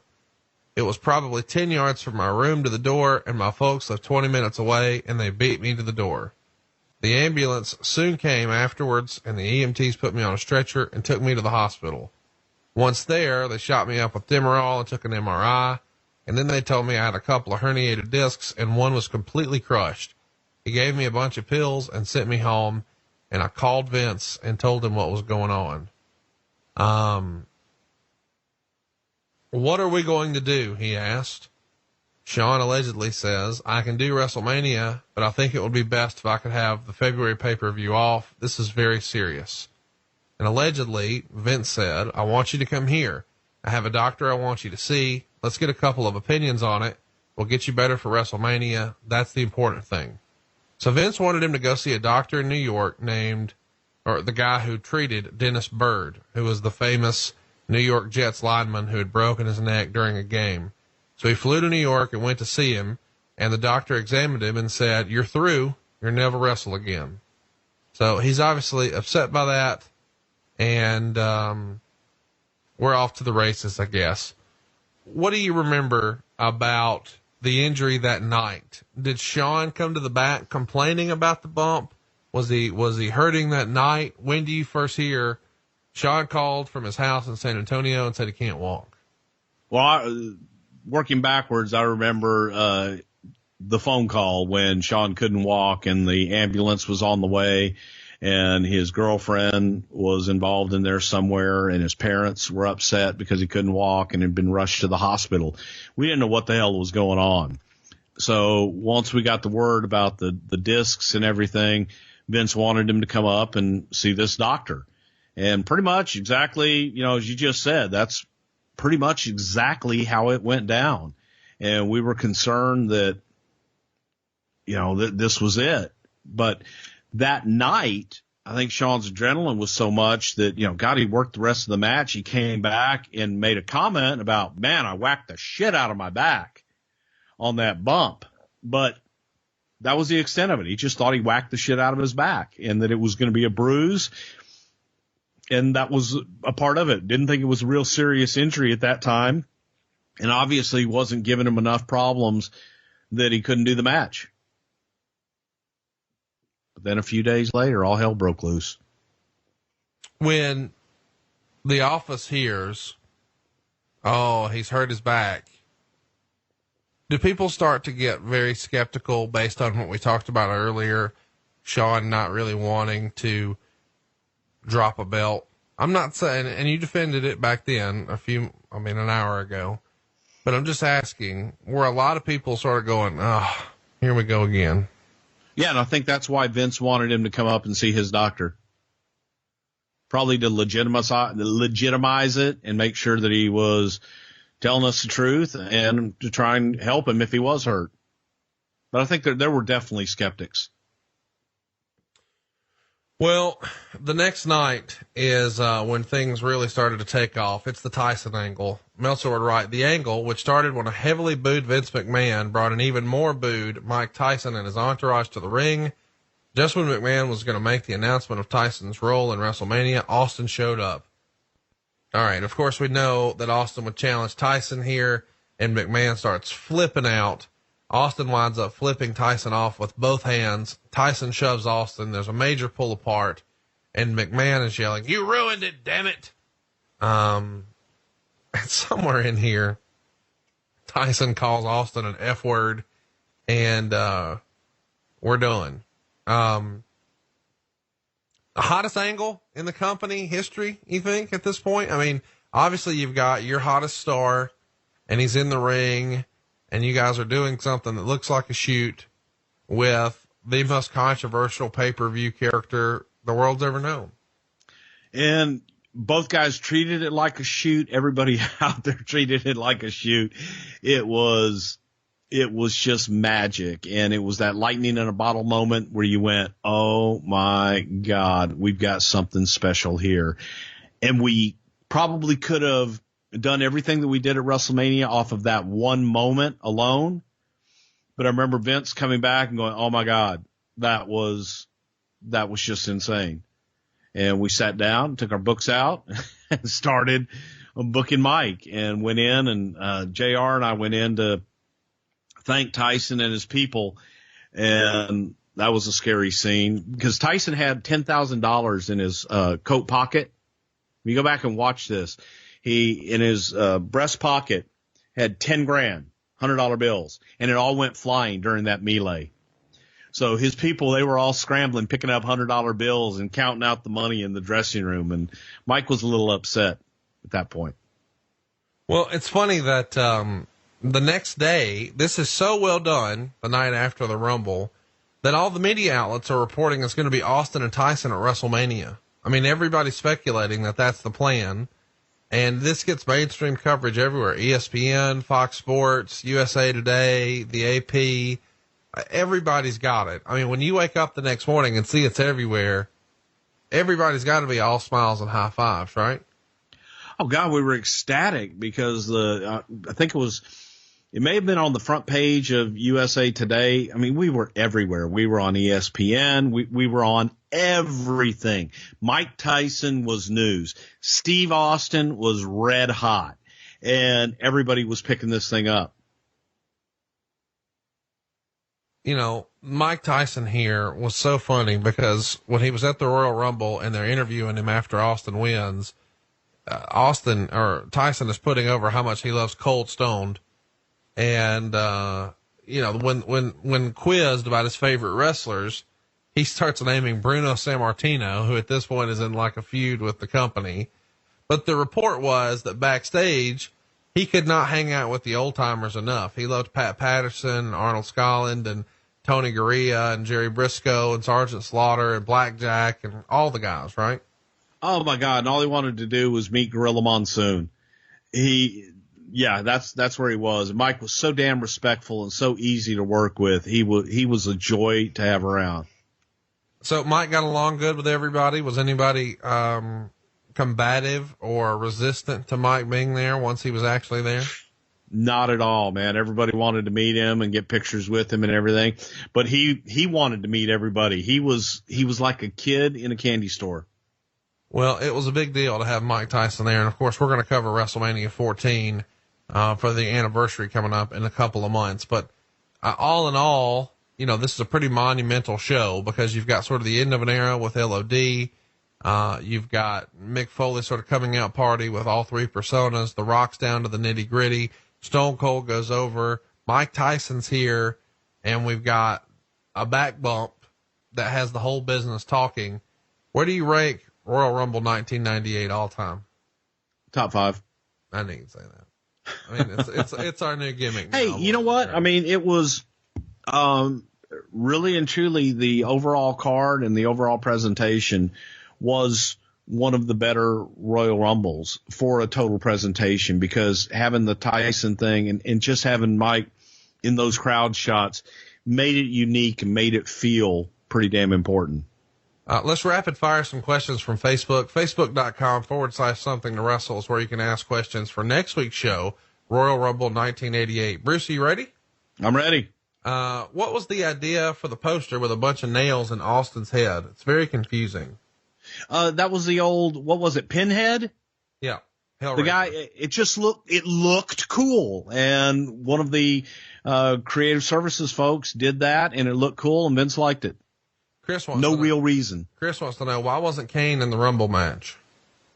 Because we wanted him to be a surprise in the Undertaker-Shawn match. There was speculation as to whether or not Kane was going to be a part of DX or side with Undertaker, so you wanted to keep him out. Where did you get your caskets from? Caskets are us. How would Bret Hart have fit in had he stayed? You know, it could have been Bret Hart in that whole scenario, with Undertaker and then going on to drop the title to Steve at WrestleMania, but we'll never really know. Was there ever any thought to having Dude Love win the Royal Rumble? No, there wasn't. Lots of questions about whether or not you think this injury really kept Shawn out for 4 years, or maybe was that some of his stubbornness from not wanting to come back? I think it was stubbornness on Shawn's part and stubbornness on Vince's part. I think Shawn had the time and was like, if they're going to pay me, I'm going to sit out.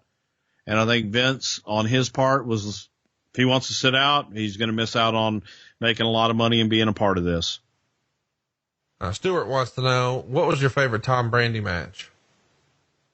Remember that one with Sal Sincere? That was probably it. Andy wants to know, was there ever any talk between Taker and Shawn of calling a different finish because of the injury? I guess the answer is no, if he didn't know how bad he was hurt, right? No, and he worked that whole match and did everything that he needed to do. Do you think he didn't notice because of adrenaline, or was he also probably sort of self-medicating at the time already? No, it was probably adrenaline. Jared wants to know, why in the hell is one of the Harris twins giving pile drivers in a Royal Rumble? Oh my God, I saw that and about died. I have no idea that, and it was to Terry Funk. Terry probably called it. Adam wants to know, how many times did you call 1-800-COLLECT? We'll see you next week right here for Royal Rumble 1988 on Something to Wrestle with Bruce Prichard. Hey guys, Double J, Jeff Jarrett. Need to call a timeout real quick here. I wanted to tell your listeners what I've been telling my world listeners for a while now. It's about all the incredible things happening over on adfreeshows.com. A brand new series has arrived on Ad Free Shows. Top of the Card unpacks everything you need to know in the wrestling trading card space. And we're starting with the granddaddy of them all, the 1982 Wrestling All-Stars Series A set. Now, this set was not exclusive to any one territory at the time, as we were still right at the tail end of the territory era of professional wrestling. So it was basically a who's who in professional wrestling, with card number 1 being Andre the Giant. Others included in the set include Hulk Hogan, Ric Flair, Dusty Rhodes, Ted DiBiase, and others. 20 years ago, Eric took on Stone Cold in the main event on Raw, but the real main event was the confrontation that happened backstage before the show. Now, the next week, I'm sitting in this chair, and that same guy, I don't think I had said a word to him that day. I don't think I had seen Rick up until the point he came through that door. And he's, getting me, just telling me to get up, get out of the chair. He's so pissed off, he's bleeding. I'm on the phone, and he's got blood running down his chin because he bit his lip. He was so mad, he bit the inside of his mouth. He's got blood on a backstage confrontation. I hadn't even gotten out of the chair yet. Ad Free Shows members got to sit shotgun alongside Kevin Nash and Click This co-host Sean Oliver as they watch back some of the worst matches in history. None more so than the Yeti. Randy, now. The mummy is not Frankenstein. You don't walk with your arms straight out With like the arms out, right? And you know, a Yeti is also not a mummy, but I don't know. Was it Jim Hurd? Who was here? Well, whose brainchild was this? Who gives a fuck? Hey, that's just a small taste of what Ad Free Shows has waiting for you, including a brand new perk, getting to join in on the live recordings of the shows with 4 levels to choose from. See for yourself why Ad Free Shows is the best value in wrestling today. Sign up now at adfreeshows.com. That's right, sign up today at adfreeshows.com.